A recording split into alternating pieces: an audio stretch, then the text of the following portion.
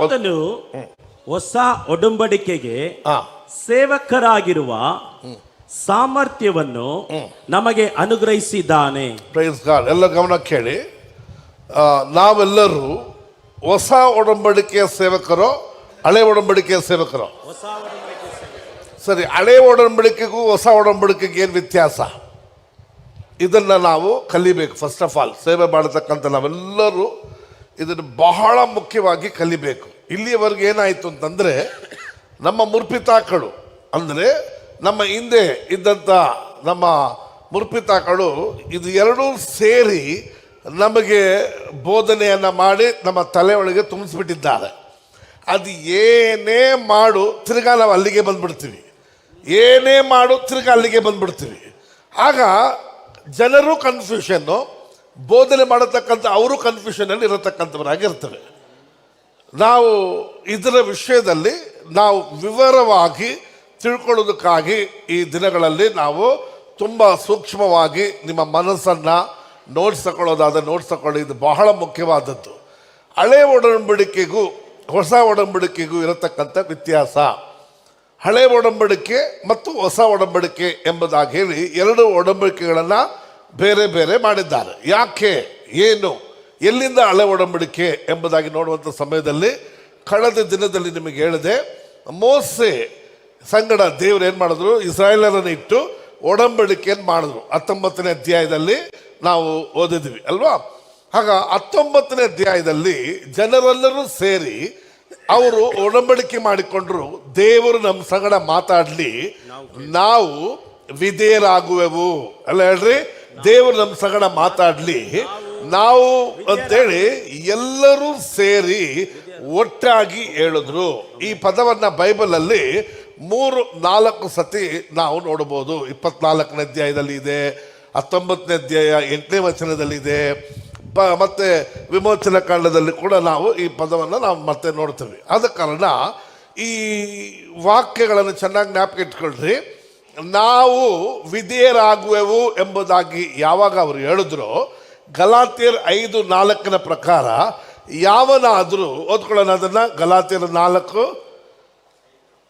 5:4 ನಿಮ್ಮಲ್ಲಿ ಯಾರಾದರೂ ಕರ್ಮ ಮಾರ್ಗದಲ್ಲಿ ಅಂತಂದ್ರೆ ಧರ್ಮಶಾಸ್ತ್ರಕ್ಕನುಸಾರವಾಗಿ ಅಥವಾ ನೇಮ ನಿಷ್ಠೆಗಳ ಪ್ರಕಾರ ನೀತಿವಂತರಾಗಬೇಕೆಂದಿರುತ್ತಾರೋ, ಎಲ್ಲ ಗಮನ ಕೇಳಿ. ಮೋಸೆ ಕೊಡಲ್ಪಟ್ಟಂತ ಆಜ್ಞೆಗಳು ಏನಿದೆಯೋ ಅದು ಇಸ್ರಾಯೇಲ್ಗಾಗಿ ಕೊಟ್ಟಿದ್ದು. ಕಾರಣ ಅವ್ರು ಕೇಳಿದ್ರು, ದೇವ್ರು ನಮ್ಮೊಂದಿಗೆ ಮಾತಾಡಲಿ, ನಾವು ವಿಧೇಯರಾಗ್ತೀವಿ ಅಂತ ಹೇಳಿದ್ರಲ್ವಾ.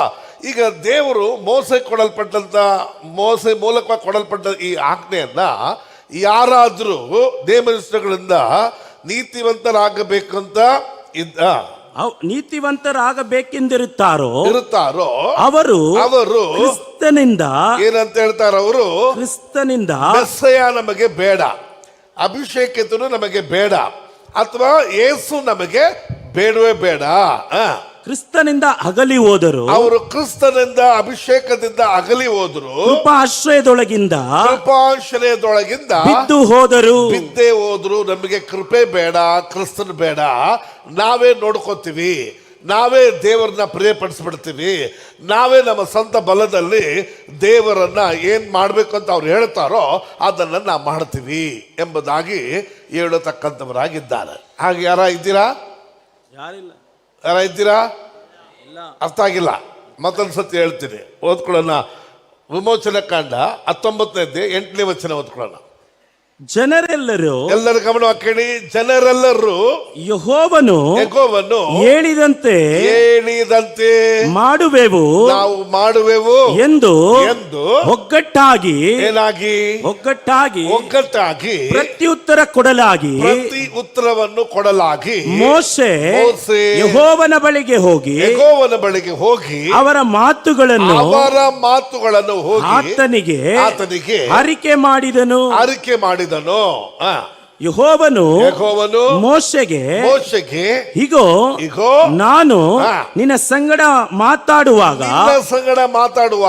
ಜನರು ಕೇಳಿ ಯಾವಾಗಲೂ ನಿನ್ನನ್ನು ನಂಬುವಂತೆ ನಾನು ಕಾರ್ಮುಗಿಲಲ್ಲಿ ನಿನ್ನ ಬಳಿಗೆ ಬರುವೆನು ನಿನ್ನ ಬಳಿಗೆ ಬರುವೆನು ಎಂದು ಹೇಳಿದನು. ಹಾಗಾದ್ರೆ ಎಲ್ಲ ಗಮನ ಕೇಳಿ, ಜನರೆಲ್ಲರೂ ಸೇರಿ ಹೇಳಿದ್ರು ದೇವರು ನಮ್ಮ ಸಂಗಡ ಮಾತಾಡಲಿ, ದೇವರಿಗೆ ನಾವು ವಿಧೇಯರಾಗುವೆವು ಎಂಬುದಾಗಿ. ಪ್ರಿಯರೇ, ಒಬ್ಬ ಮನುಷ್ಯನು ದೇವರು ಎದುರು ನೋಡತಕ್ಕಂಥ ಆ ಸ್ಟ್ಯಾಂಡರ್ಡಿಗೆ ಈ ಬಿದ್ದೋದಂಥ ಶರೀರವು ನಡೆಯುವುದಕ್ಕೆ ಸಾಧ್ಯತೆ ಇಲ್ಲ. ಫಾರ್ ಎಕ್ಸಾಂಪಲ್ 10 ಆಜ್ಞೆಗಳನ್ನು ಏನು ಕೊಟ್ಟಿದ್ದಾರೆ, ಒಟ್ಟು 2000 ಚಿಲ್ಲರೆ ಆಜ್ಞೆಗಳಿದೆ. ಅದರಲ್ಲಿ ಮಾರಲ್ ಲಾ, ಸಿವಿಲ್ ಲಾ ಮತ್ತು ಸರ್ಮನಲ್ ಲಾ ಎಂಬುದಾಗಿ 3 ಲಾಗಳು, ಅಂದರೆ ಆರಾಧನೆ ವಿಧಾನಗಳು ಮತ್ತು ನಾವು ಹೇಗೆ ಇರಬೇಕೆಂಬ ವಿಧಾನ ವಿಧಿಗಳು ಮತ್ತು ಹೇಗೆ ನಾವು ನಡ್ಕೋಬೇಕೆಂಬ ಕಾರ್ಯಗಳು, ಈ 3 ವಿಧವಾದ ಲಾ ಪ್ರಮಾಣಗಳನ್ನು 613 ಪ್ರಮಾಣಗಳನ್ನಾಗಿ ದೇವರು ಜನರ ಕೈಯಲ್ಲಿ ಕೊಟ್ಟರು ಮೋಸೆ ಮೂಲಕವಾಗಿ. ಇದನ್ನ ಇಸ್ರಾಯೇಲ್ ಜನರು ಪರಿಪಾಲಿಸುವುದಕ್ಕಾಗಿ ಅವರು ಕೇಳಿದ್ದಕ್ಕಾಗಿ ಕೊಟ್ಟರು. ಅದಕ್ಕೆ ಮುಂಚಿತವಾಗಿ 19ನೇ ಅಧ್ಯಾಯ ವಿಮೋಚನೆ ಕಂಡ ಹಿಂದ್ಗಡೆ ಎಲ್ಲಿಯೂ ಕೂಡ ದೇವರು ಯಾರಿಗೂ ಆಜ್ಞೆ ಕೊಟ್ಟಿರಲಿಲ್ಲ. ಅವರೆಲ್ಲರೂ ಆಜ್ಞೆ ಮೀರಿದ್ರು ಕೂಡ ಅದು ಪಾಪವಾಗಿ ಎಣಿಸಲ್ಪಟ್ಟಿರಲಿಲ್ಲ. ಅದಕ್ಕೆ ಯಾರಿಗೂ ಒಬ್ರಿಗೂ ದಂಡನೆ ಕೂಡ ಬಂದಿರಲಿಲ್ಲ. ನೀವು ನೋಡಿದ್ರಾದ್ರೆ ವಿಮೋಚನೆ ಕಾಂಡ ಐಗುಪ್ತ ದೇಶದಿಂದ ಇವರು ಹೊರಗೆ ಬರುವಾಗ ಗುಣಗುಟ್ಟುವವರಾಗಿದ್ದರು, ಹಠಮಾರಿಗಳಾಗಿದ್ದರು, ಅವಿದ್ಯರಾಗಿದ್ದರು, ಮೋಸೆಗೆ ವಿರೋಧವಾಗಿ ಮಾತಾಡಿದ್ರು. ಆದರೂ ಒಬ್ಬರು ಕೂಡ ಸಾಯಲಿಲ್ಲ, ಒಬ್ಬರನ್ನು ಕೂಡ ದೇವರು ಹೊಡೆದಿಲ್ಲ. ಯಾಕಂದ್ರೆ ದೇವ್ರಿಗೆ ಗೊತ್ತಿದೆ ಇವರೆಲ್ಲರೂ ಆದಾಮ್ ಹುಟ್ಟಿದಂಥ ಮಕ್ಕಳು, ಇವರು ಬಿದ್ದೋಗಿದ್ದಾರೆ, ಇವರು ಬಲಹೀನರಾಗಿದ್ದಾರೆ, ಇವರು ಕೊರತೆಯಾಗಿದ್ದಾರೆ. ನಾವು ಆದಾಮನು ದೇವರ ಹಾಗೆ ಮಾಡಲ್ಪಟ್ಟ, ಅವನು ಪಾಪ ಮಾಡಿದ್ದು ದೇವರ ಎಣಿಕೆಯಲ್ಲಿ ಇಡೀ ಪ್ರಪಂಚದಲ್ಲೇ ದೊಡ್ಡ ಪಾಪವಾಗಿದೆ.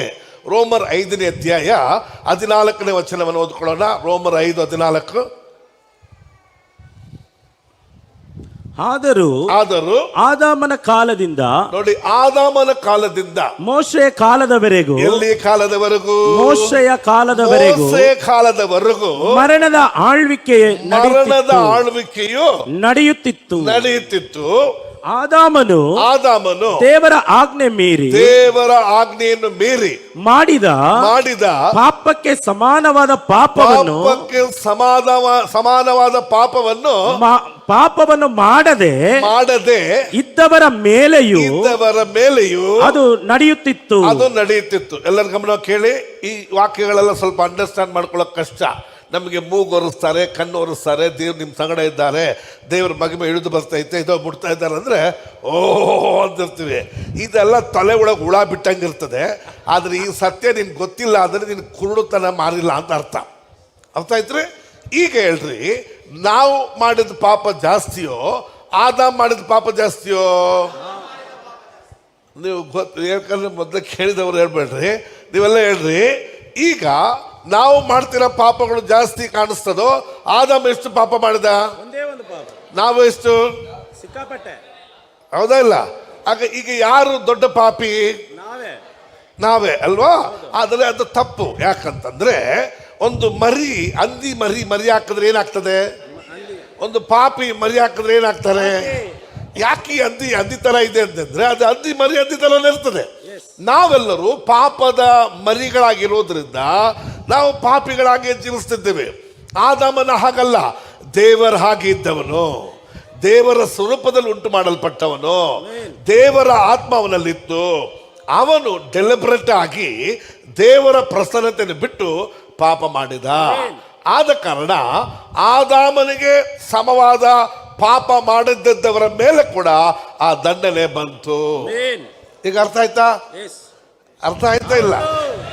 ಆದ ಕಾರಣ ದೇವ್ರ ಮುಂದೆ ನಾಟಕ ಎಲ್ಲ ಮಾಡಕ್ ಹೋಗ್ಬಿಡ್ರಿ, ನೀವು ನಟನೆ ಮಾಡಕ್ ಹೋಗ್ಬಿಡ್ರಿ, ಕಪಟಿಗಳಾಗಿ ಜೀವನ ಮಾಡಕ್ ಹೋಗ್ಬಾರ್ದು. ನಾವು ಬಿದ್ದವರು ಅಂತ ಯಾರಿಗೆ ಗೊತ್ತಿದೆ? ಅರ್ಥ ಆಯ್ತಾ? ಅದಕ್ಕೆ ದೇವರು ಆ ದಿನದಿಂದ, ಆದಾಮನ ದಿನದಿಂದ ಮೋಸೆ ಕಾಲದವರೆಗೂ ದೇವರು ಈ ವಿಷಯದಲ್ಲಿ ತಿಳಿದು ಮೌನವಾಗಿ ಇರ್ತಿದ್ರು ಜನರೊಂದಿಗೆ. ಯಾಕಂದ್ರೆ ಅವರು ಬಿದ್ದೋಗಿದ್ದಾರೆ, ಅವರು ಈ ಥರ ಮಾಡಿಬಿಟ್ಟಿದ್ದಾರೆ. ಆದ ಕಾರಣ ಅದನ್ನು ಮಾಡ್ತಿದ್ದಾರೆ. 6ನೇ ಅಧ್ಯಾಯದಲ್ಲಿ ಹೇಳ್ತಾರೆ, ಮನುಷ್ಯನ ಹೃದಯವು ಯಾವಾಗಲೂ ಓದ್ಕೊಳ್ಳಿ. ಇಲ್ಲಲ್ಲ, 6ನೇ ಅಧ್ಯಾಯ ಅದು ತಗೊಂಬಂದು ಇಡಪ್ಪ ಅದನ್ನ. ಇಲ್ಲ ಆದಿಕಾಂಡ 6ನೇ ಅಧ್ಯಾಯ.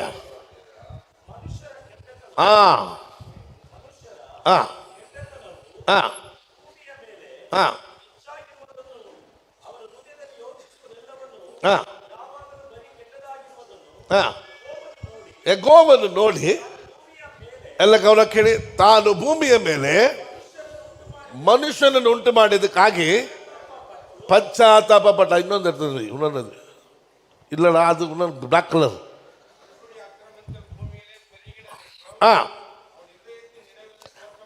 ಅವರ ಹೃದಯದ ನೆನಪು ಎಲ್ಲವೂ ಏನಾಗಿದೆ ಅಂತೆ.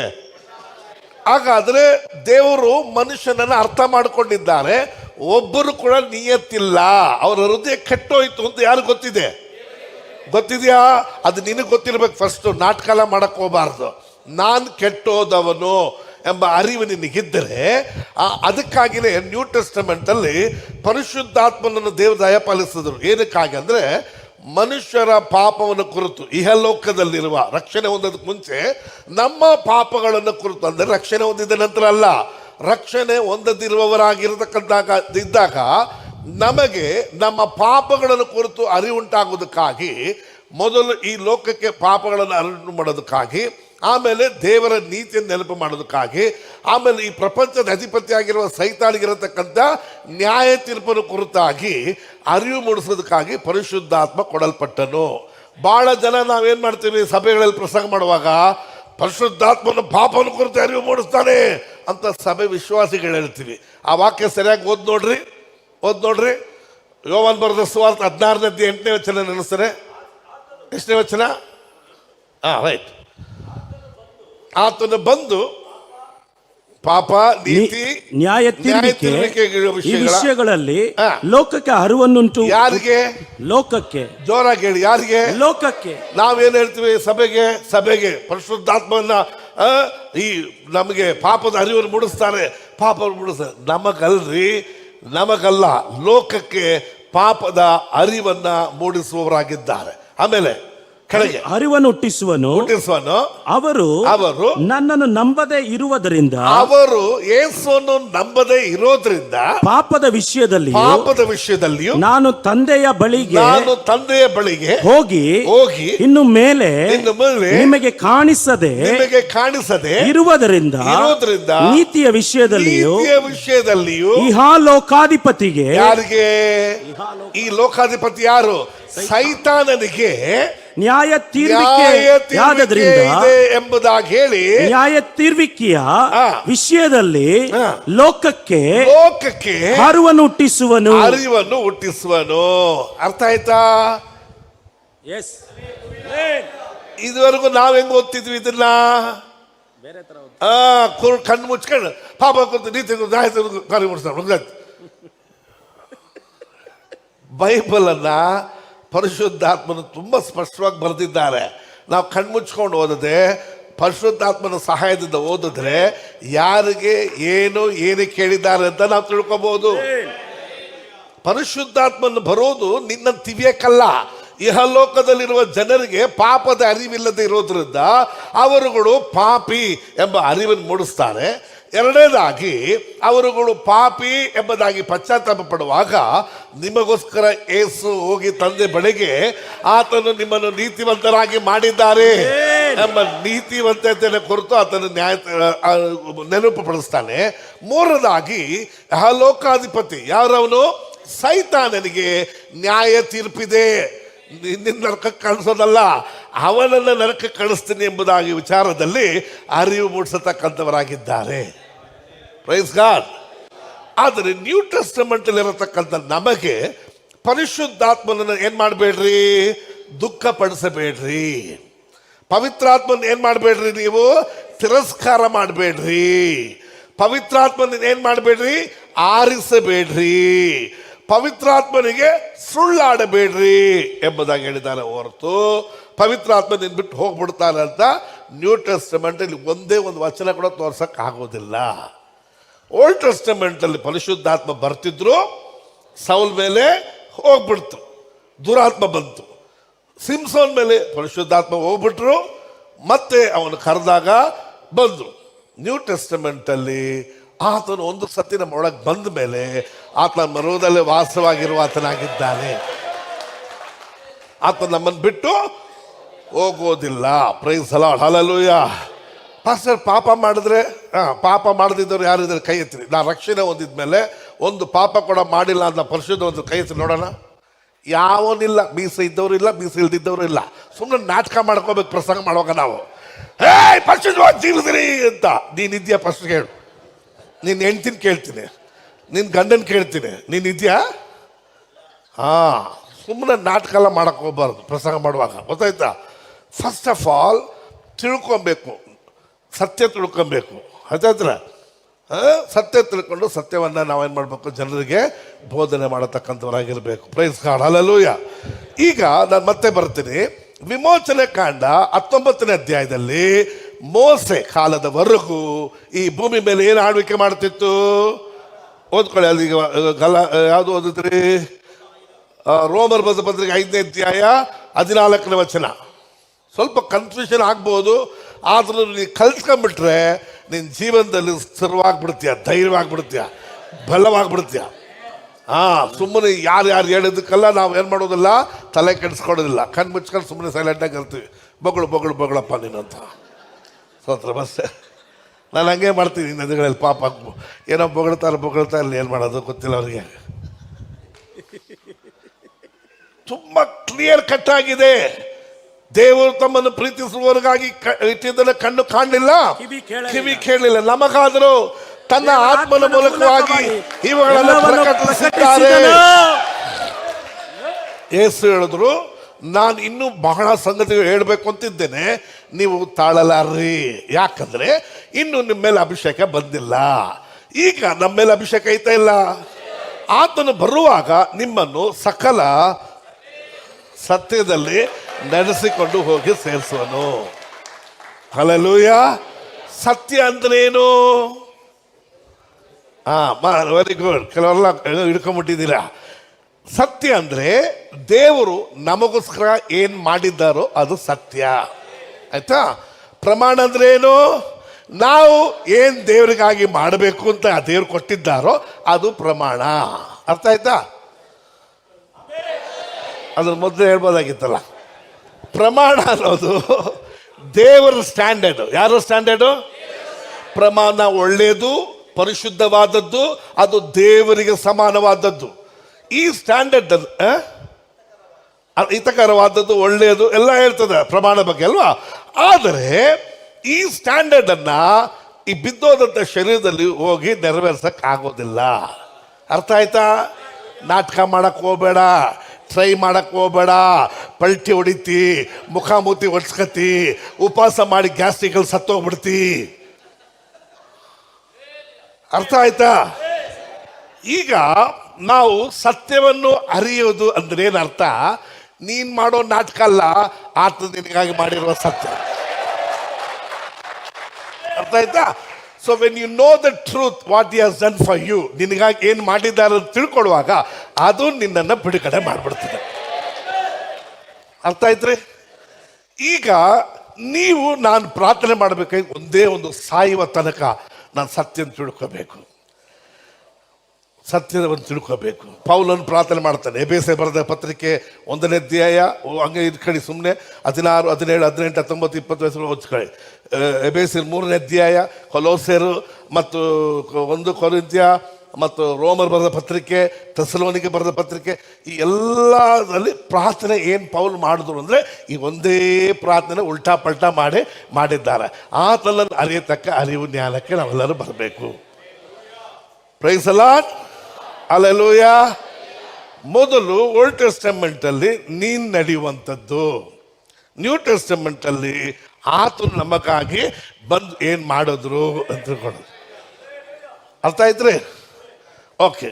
ಈಗ ಈ ಓಲ್ಡ್ ಟೆಸ್ಟಮೆಂಟ್ ಅನ್ನ ನ್ಯೂ ಟೆಸ್ಟಮೆಂಟ್ ಅನ್ನ ನಾವು ಹೇಗೆ ಮಿಕ್ಸ್ ಮಾಡ್ತೀವಿ ಅಂತ ನಾನು ನಿಮಗೆ ತೋರಿಸ್ಕೊಡ್ತೀನಿ ನೋಡ್ರಿ. ಈಗ ಓಲ್ಡ್ ಟೆಸ್ಟಮೆಂಟ್ ಎಲ್ಲಿಂದ? ಓಲ್ಡ್ ಟೆಸ್ಟಮೆಂಟ್ ನಮಗೆ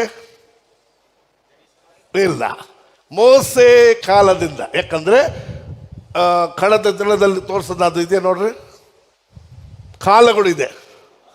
ಹಾಂ ಅದು ತಗೊಂಬ ಸಮ ಜಲ್ದಿ ಪಟ್ ಅಂತ ತಗೋ. ಅವ್ರಿಗೆ ಹೇಳಿದೆ ಮಾಡೋದು ಕೂತ್ಕೊಂಡ್ಬಿಟ್ಟಾರ. ಜಲ್ದಿ ಜಲ್ದಿ ಜಲ್ದಿ.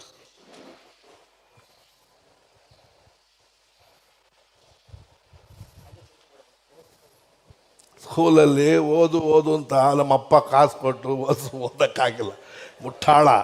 ಈಗ ನಾವು ಕಷ್ಟಪಡ್ತೀನಿ ನಾನು. ಇದು ಆದಾಮನ ಕಾಲ, ಕ್ರಿಯೇಷನ್ ಆಯ್ತಾ. ಎರಡನೇದಾಗಿ ಸೇತ್ ಕಾಲದಲ್ಲಿ, ಇದು ನೋವನ ಕಾಲ, ಇದು ಅಬ್ರಹಾಮನ ಕಾಲ, ಇದು ಲಾ ಮೋಸೆ ಕಾಲ. ಅಬ್ರಹಾಮನ ಕಾಲದಲ್ಲಿ ಪ್ರಾಮಿಸ್, ಅರ್ಥ ಆಯ್ತಾ. ಈಗ ಮೋಸೆ ಕಾಲದಿಂದಲೇ ಪ್ರಮಾಣ ಸ್ಟಾರ್ಟ್ ಆಯಿತು. ಓಲ್ಡ್ ಟೆಸ್ಟಮೆಂಟ್ ಎಂಬುದಾಗಿ ಹೇಳುವಂಥದ್ದು ಎಲ್ಲಿಂದ? ಬೈಬಲಲ್ಲಿ ಆದಿಕಾಂಡದಿಂದ. ಬಟ್ ಒಡಂಬಡಿಕೆ ಎಲ್ಲಿ ಆಯಿತು? ಮೋಸೆ ಕಾಲದಿಂದ ಒಡಂಬಡಿಕೆ ಆಯಿತು. ಅರ್ಥ ಆಯ್ತು. ಆದಾಮನ ಕಾಲದಲ್ಲಿ, ಇವ್ರ ಕಾಲದಲ್ಲಿ, ನೋವ ಕಾಲದಲ್ಲ ಮಾಡುವಂಥ ಸಮಯದಲ್ಲಿ ಎರಡೂ ಜನ ಸೇರಿ ಒಡಂಬಡಿಕೆ ಮಾಡಿಲ್ಲ, ದೇವರೊಬ್ಬರೇ ಒಡಂಬಡಿಕೆ ಮಾಡಿದ್ರು. ಫಾರ್ ಎಕ್ಸಾಂಪಲ್, ಅಬ್ರಹಾಮನೊಂದಿಗೆ ವಾಗ್ದಾನ ಮಾಡಿದ್ರು ಒಡಂಬಡಿಕೆ ಮಾಡ್ತೀನಿ ಅಂತ. ಆಗ 3 ಹೋರಿಗಳನ್ನು ಪಕ್ಷಿಗಳು ತಗೊಂಡ್ಬಂದು ಅದು ಓಳು ಮಾಡಿ ಭಾಗ ಮಾಡು ಅಂತ ಹೇಳಿದ್ರು. ಭಾಗ ಮಾಡ್ದ, ಈ ಕಡೆ ತುಂಡು ಆ ಕಡೆ ತುಂಡು ಬಿದ್ದೈತೆ. ಈಗ ಅಬ್ರಹಾಮನು ಹದ್ದುಗಳು ಬಂದ್ಬಿಡ್ತು ಅಂತೇಳಿ ಅದನ್ನು ಓಡಿಸ್ತಾ ಕೂತವನೆ. ಈಗ ದೇವರು ಒಡಂಬಡಿಕೆ ಮಾಡಬೇಕು ಅಂತಂದರೆ ಒಡಂಬಡಿಕೆ ಹೇಗೆ ಮಾಡಬೇಕು? ಇಬ್ಬರು ಸೇರಿ ಮಾಡಬೇಕು. ನಾವು ಮದುವೆ ಒಡಂಬಡಿಕೆ ಮಾಡಿಸುವಾಗ ಗಂಡು ಹೆಣ್ಣನ್ನು ಸೇಮ್ ವೇ ರಿಪೀಟ್ ಮಾಡಿ ಅವರಿಬ್ಬರನ್ನ ಒಂದುಗೂಡಿಸ್ತೀವಿ, ಹೌದಲ್ಲ? ಈ ಒಡಂಬಡಿಕೆಯಲ್ಲಿ ಒಬ್ಬರು ಮೀರಿದ್ರು ಅವರು ಮೀರಿದವರಿಗೆ ಶಿಕ್ಷೆ.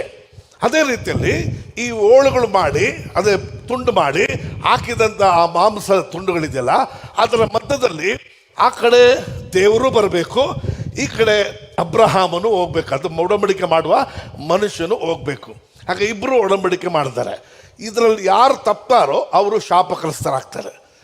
ದೇವರಂತೂ ತಪ್ಪುವನಲ್ಲ, ಮನುಷ್ಯನ ತಪ್ತಾನೆ. ಅದಕ್ಕೆ ದೇವರು ಏನು ಮಾಡಿದ್ರು? ಅವನಿಗೆ ಗಾಢ ನಿದ್ರೆಯನ್ನು ಬರಮಾಡ್ಬಿಟ್ರು. ಯಾಕೆ?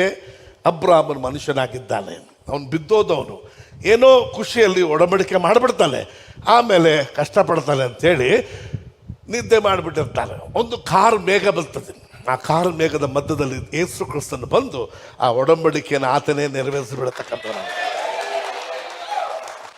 ಈಗ ಯಾರು ಒಡಂಬಡಿಕೆ? ಅಬ್ರಹಾಮನ ಒಡಂಬಡಿಕೆ. ದೇವರಲ್ಲ, ದೇವರೇ ಅಬ್ರಹಾಂ ಬದಲಾಗಿ ಯೇಸು ಕ್ರಿಸ್ತನ ಮಧ್ಯಕ್ಕೆ ಬಂದ್ಬಿಟ್ರು. ಅದಕ್ಕೆ ಅಬ್ರಹಾಮನಿಗೆ ಪ್ರಾಮಿಸ್ ಅನ್ನು ಕೊಟ್ಟರು. ಆದಿಕಾಂಡ 12ನೇ ವಚನದಿಂದ ಹಿಡಿದು ಎಕ್ಸೋಡಸ್ 1:14 ನೀವು ನೋಡುವುದಾದರೆ ಅಬ್ರಹಾಮಿಗೆ ದೇವರು ಒಡಂಬಡಿಕೆ ಮಾಡಿದ್ದನ್ನು ನೆನಪು ಮಾಡಿಕೊಂಡ್ರು. ಇಸ್ರಾಯೇಲ್ ಜನರ ಕೂಗನ್ನು ಕೇಳಿ ಆತನಿಗೆ ಮಾಡಿದ ಒಡಂಬಡಿಕೆ ನೆನಪು ಮಾಡಿಕೊಂಡು ಇಸ್ರಾಯೇಲರನ್ನು ತಪ್ಪಿಸೋದಕ್ಕಾಗಿ ದೇವರು ಇಳಿದು ಬಂದರು. Praise God. ಮೋಸೆ ಮೂಲಕವಾಗಿ ಅವ್ರನ್ನ ಹೊರಗೆ ತಗೊಂಡ್ಬರ್ತಾರೆ. ಇವರು ಪ್ರಾರ್ಥನೆ ಇಲ್ಲ, ಇವರು ಭಕ್ತಿ ಇಲ್ಲ, ಇವರು ಉಪವಾಸ ಇಲ್ಲ, ಇದು ಯಾವ ನಾಟಕಗಳಿಂದಲ್ಲ.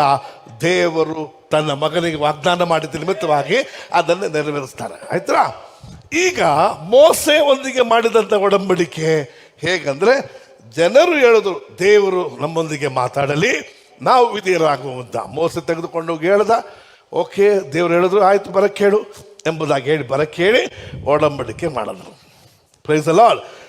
10 ಆಜ್ಞೆಗಳನ್ನು ತೆಗೆದುಕೊಂಡು ಕೆಳಗೆ ಬರೋಷ್ಟರಲ್ಲಿ ಇವರು ಪಾಪ ಮಾಡಿಬಿಟ್ಟಿದ್ರು. ಮೊದಲನೇ ಆಜ್ಞೆಯನ್ನೇ ಮೀರಿಬಿಟ್ರು. ನಿನ್ನ ದೇವರಾದ ಯೆಹೋವನಲ್ಲದೆ ಬೇರೆ ದೇವರು ಮಾಡಬಾರ್ದು ಅಂತ ಮೊದಲನೇ ಆಜ್ಞೆ ಇನ್ನೂ ಕೈಗೆ ಬಂದಿಲ್ಲ ಮೋಸೆಗೆ. ಇವ್ರಿಗೆ ಬಂದು ತಲುಪಕ್ಕೆ ಮುಂಟೆ ಆ ಪಾಪ ಮಾಡಿಬಿಟ್ಟಿದ್ರು. ಅರ್ಥ ಆಯ್ತು? ಯಾವನಾದರೂ ತನ್ನ ಸ್ವಂತ ಬಲದಲ್ಲಿ ದೇವರ ಸ್ಟ್ಯಾಂಡರ್ಡನ್ನು ನಾನು ನೆರವೇರಿಸ್ತೀನಿ ಅಂತ ಪ್ರಯತ್ನ ಪಟ್ಟರೆ ಅವನು ಕೃಪೆಯಿಂದ ಕೆಳಗೆ ಬಿದ್ದು ಯೇಸು ಕ್ರಿಸ್ತನನ್ನು ಬೇಡ ಅಂತ ಹೇಳ್ತಿದ್ದಾನೆ ಅಂತ ಪೌಲು ಬರೀತಕ್ಕಂಥವರಾಗಿದ್ದಾರೆ. ಅರ್ಥ ಆಯ್ತು? ಅರ್ಥ ಆಯ್ತಾ? ಆದ ಕಾರಣ ನಾವು ಅದಕ್ಕೆ ಬಲದಿಂದಲೂ ಅಲ್ಲ, ಪರಾಕ್ರಮದ ಅಂದರೆ ಜ್ಞಾನದಿಂದಲೂ ಅಲ್ಲ, ನನ್ನ ಆತ್ಮದಿಂದಲೇ ಎಲ್ಲ ಆಗುವುದು. ಆಯ್ತಲ್ಲ? ಈಗ ಈ ಆಲಯವಾಗಿರತಕ್ಕಂಥ ಈ ಶರೀರವು ಬಲದಿಂದಲೂ ನಮ್ಮ ಜ್ಞಾನದಿಂದಲೂ ಬುದ್ಧಿಯಿಂದಲೂ ಅಲ್ಲ, ದೇವರ ಆತ್ಮದಿಂದಲೇ ಇವತ್ತು ನಾವು ರಕ್ಷಣೆ ಹೊಂದಿದವರಾಗಿದ್ದೇವೆ. ನೋಡ್ರಿ, ತೀತನು 3ನೇ ಅಧ್ಯಾಯ 6ನೇ ವಚನ ಓದ್ಕೊಡ್ರಿ. ಕ್ರಿಸ್ತನ ಕೃಪೆಯಿಂದ 5 ಮತ್ತು 5 ಓದು. ಹ.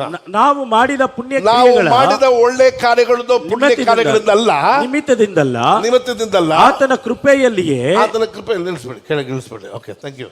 ಪುನರ್ಜನ್ಮವನ್ನು ಸೂಚಿಸುವ ಸ್ಥಾನದ ಮೂಲಕವಾಗಿಯೂ ನೋಡಿ, ಪವಿತ್ರಾತ್ಮನು ಪುನರ್ಜನ್ಮವನ್ನು ಸೂಚಿಸುವ ಸ್ನಾನ ಅಂದ್ರೆ ಏನು? ವಾಕ್ಯದ ಮೂಲಕ. ಸ್ನಾನ ಅಂತ ಹೇಳುವಾಗ ದೀಕ್ಷಾ ಸ್ನಾನ ಅಲ್ಲ, ವಾಕ್ಯದ ಮೂಲಕವಾಗಿ ಶುದ್ಧೀಕರಿಸಲ್ಪಟ್ಟಿದ್ದ ಮೂಲಕವಾಗಿಯೂ ಅದು ಕೂಡ ಇರ್ಲಿ. ಪವಿತ್ರಾತ್ಮನು ಮತ್ತು ಪವಿತ್ರಾತ್ಮನು ನಮ್ಮಲ್ಲಿ ನೂತನ ಸ್ವಭಾವವನ್ನು ಉಂಟು ಮಾಡುವುದರ ಮೂಲಕವಾಗಿ ಮಾಡೋದ್ರ ಮೂಲಕ. ಎಲ್ಲ ಗಮನ ಕೇಳಿ, ಅಲ್ಲಿ ಬಿಟ್ಬಿಡಿ. ಈಗ ಇಲ್ಲಿ ನೋಡ್ರಿ, ನಾನು ಕಲರ್ ಹಾಕೊಂಬಂದಿದ್ದೆ, ಅದಕ್ಕೆ ಈ ಕಡೆ ನೋಡ್ಬೇಕು ಅಂತ. ಇದೆಲ್ಲ ಬೇರೆ ಉದ್ದೇಶ ಅಲ್ಲ. ಯಾಕಂದ್ರೆ ನಿಮ್ ಕಣ್ಣು ಆ ಕಡೆ ಈ ಕಡೆ ಹೋಗ್ಬೋದು ನೋಡಿ, ಎಲ್ಲ ಕಣ್ಣು ಅಲ್ಲೇ ಹೋಯ್ತಿದೆ. ಅದಕ್ಕಿಂತ ಬ್ರೈಟ್ ಆಗಿದೆ ಇಲ್ಲಿ. ಈ ಕಡೆ ನೋಡ್ರಿ. ನಾ ಹೇಗೆ ಕೊಡ್ತೀನಿ, ನೀವು ನೋಡಿದ್ರೆ ಏನು ತಲೆ ಒಳಗೆ ಹೋಗಲ್ಲ ಅಲ್ಲಿ. ನಾನು ಹೇಳ್ತೀನಿ, ಕೇಳಿ, ಗಮನ ಕೇಳಿ. ಈಗ ನೂತನ ಸ್ವಭಾವವನ್ನು ಉಂಟು ಮಾಡುವವರು ಯಾರಪ್ಪ ಹೇಳಿ? ಆ ವಾಕ್ಯ ಹೌದು, ಅದನ್ನ ಮಾತ್ರ ಹೌದು. ಪವಿತ್ರಾತ್ಮನು ನಮ್ಮಲ್ಲಿ ನೂತನ ಸ್ವಭಾವವನ್ನು ಉಂಟು ಮಾಡುವುದರ ಮೂಲಕವಾಗಿ ಆತನು ನಮ್ಮನ್ನು ರಕ್ಷಿಸಿದನು. ಎಲ್ಲ ಕೇಳಿ. ಈಗ ಯಾರನ್ನ ಬದಲಾಯಿಸುವುದು? ಬಾಯಿ ತೆಗೆದು ಹೇಳ್ರಿ, ಹೇಳಿ, ಬಾಯಿ ತೆಗೆದು ಹೇಳ್ರಿ ಅದನ್ನ. ಹಾಗಾದ್ರೆ ನಾನು ಬದಲಾಕ ಆಗುದಿಲ್ಲ. ನನ್ನನ್ನು ಬದಲಾಯಿಸುವವರು ದೇವರ ವಾಕ್ಯವು, ದೇವರ ಆತ್ಮನ ಮಾತ್ರವೇ. ಬದಲಾಗಿ ಅಂತ ಹಾಕಿ ಚರ್ಚಿನ ಹೊಡೆದಿ ತಲೆ ಜಜ್ಜಿ ಹಾಕ್ಬಿಡ್ರು. ಆಮೇಲೆ ತಗೊಂಡೋಗಿ ರೂಸ್ ಅವು ಏಸು ನಂಬ್ರಿ ಅಂದರೆ ಅವನು ಮೂಸ್ ನೋಡಿದ್ರೆ ರಕ್ತವಾಸನೆ ಬರ್ತದೆ. ಅರ್ಥ ಆಯ್ತು? ಮನ ತಿರುಗಿರಿ ಅದು ಓಲ್ಡ್ ಟೆಸ್ಟಮೆಂಟ್. ಸ್ನಾನಿಕನಾದ ಯೋವನ್ ಏನ್ ಮಾಡ್ದ? ಎಲೆ ಸರ್ಪ ಜಾತಿ ದೀಕ್ಷಾಸ್ಥಾನ ತಗಕ್ಕೆ ಬರೋಂಥ ಬಂದವರೇ ಪಾಪ, ನಾವು ತಗೋತೀವಿ ಅಂತ. ಎಲೆ ಸರ್ಪ ಜಾತಿಗಳ ಮನ ತಿರುಗದ ಫಲಕ ಕೋಡಲ್ಲಿ ಇಡಲ್ಪಟ್ಟಿದೆ ಅಂಥದ್ದು. ಸರಿ, ಮನ ತಿರುಗದು ಹೆಂಗಪ್ಪ ಅಂದರೆ 2 ಇದ್ರೆ 1 ಕೊಟ್ಬಿಡು, ಯಾರ ಹತ್ರ ಏನು ಕಸ್ಕೊಂಡು ಅದು ವಾಪಸ್ ಕೊಟ್ಬಿಡು. ಇದು ಮನ ತಿರುಗುವಂಥದ್ದು. ನ್ಯೂ ಟೆಸ್ಟಮೆಂಟಲ್ಲಿ ಒಬ್ಬ ಪಾಪಿಯಾಗಿರುವ ಜಕ್ಕಾಯನ ಮನೆಗೆ ಅವನು ಏಸು ನೋಡ್ತಾ ಇದ್ದಾನೆ.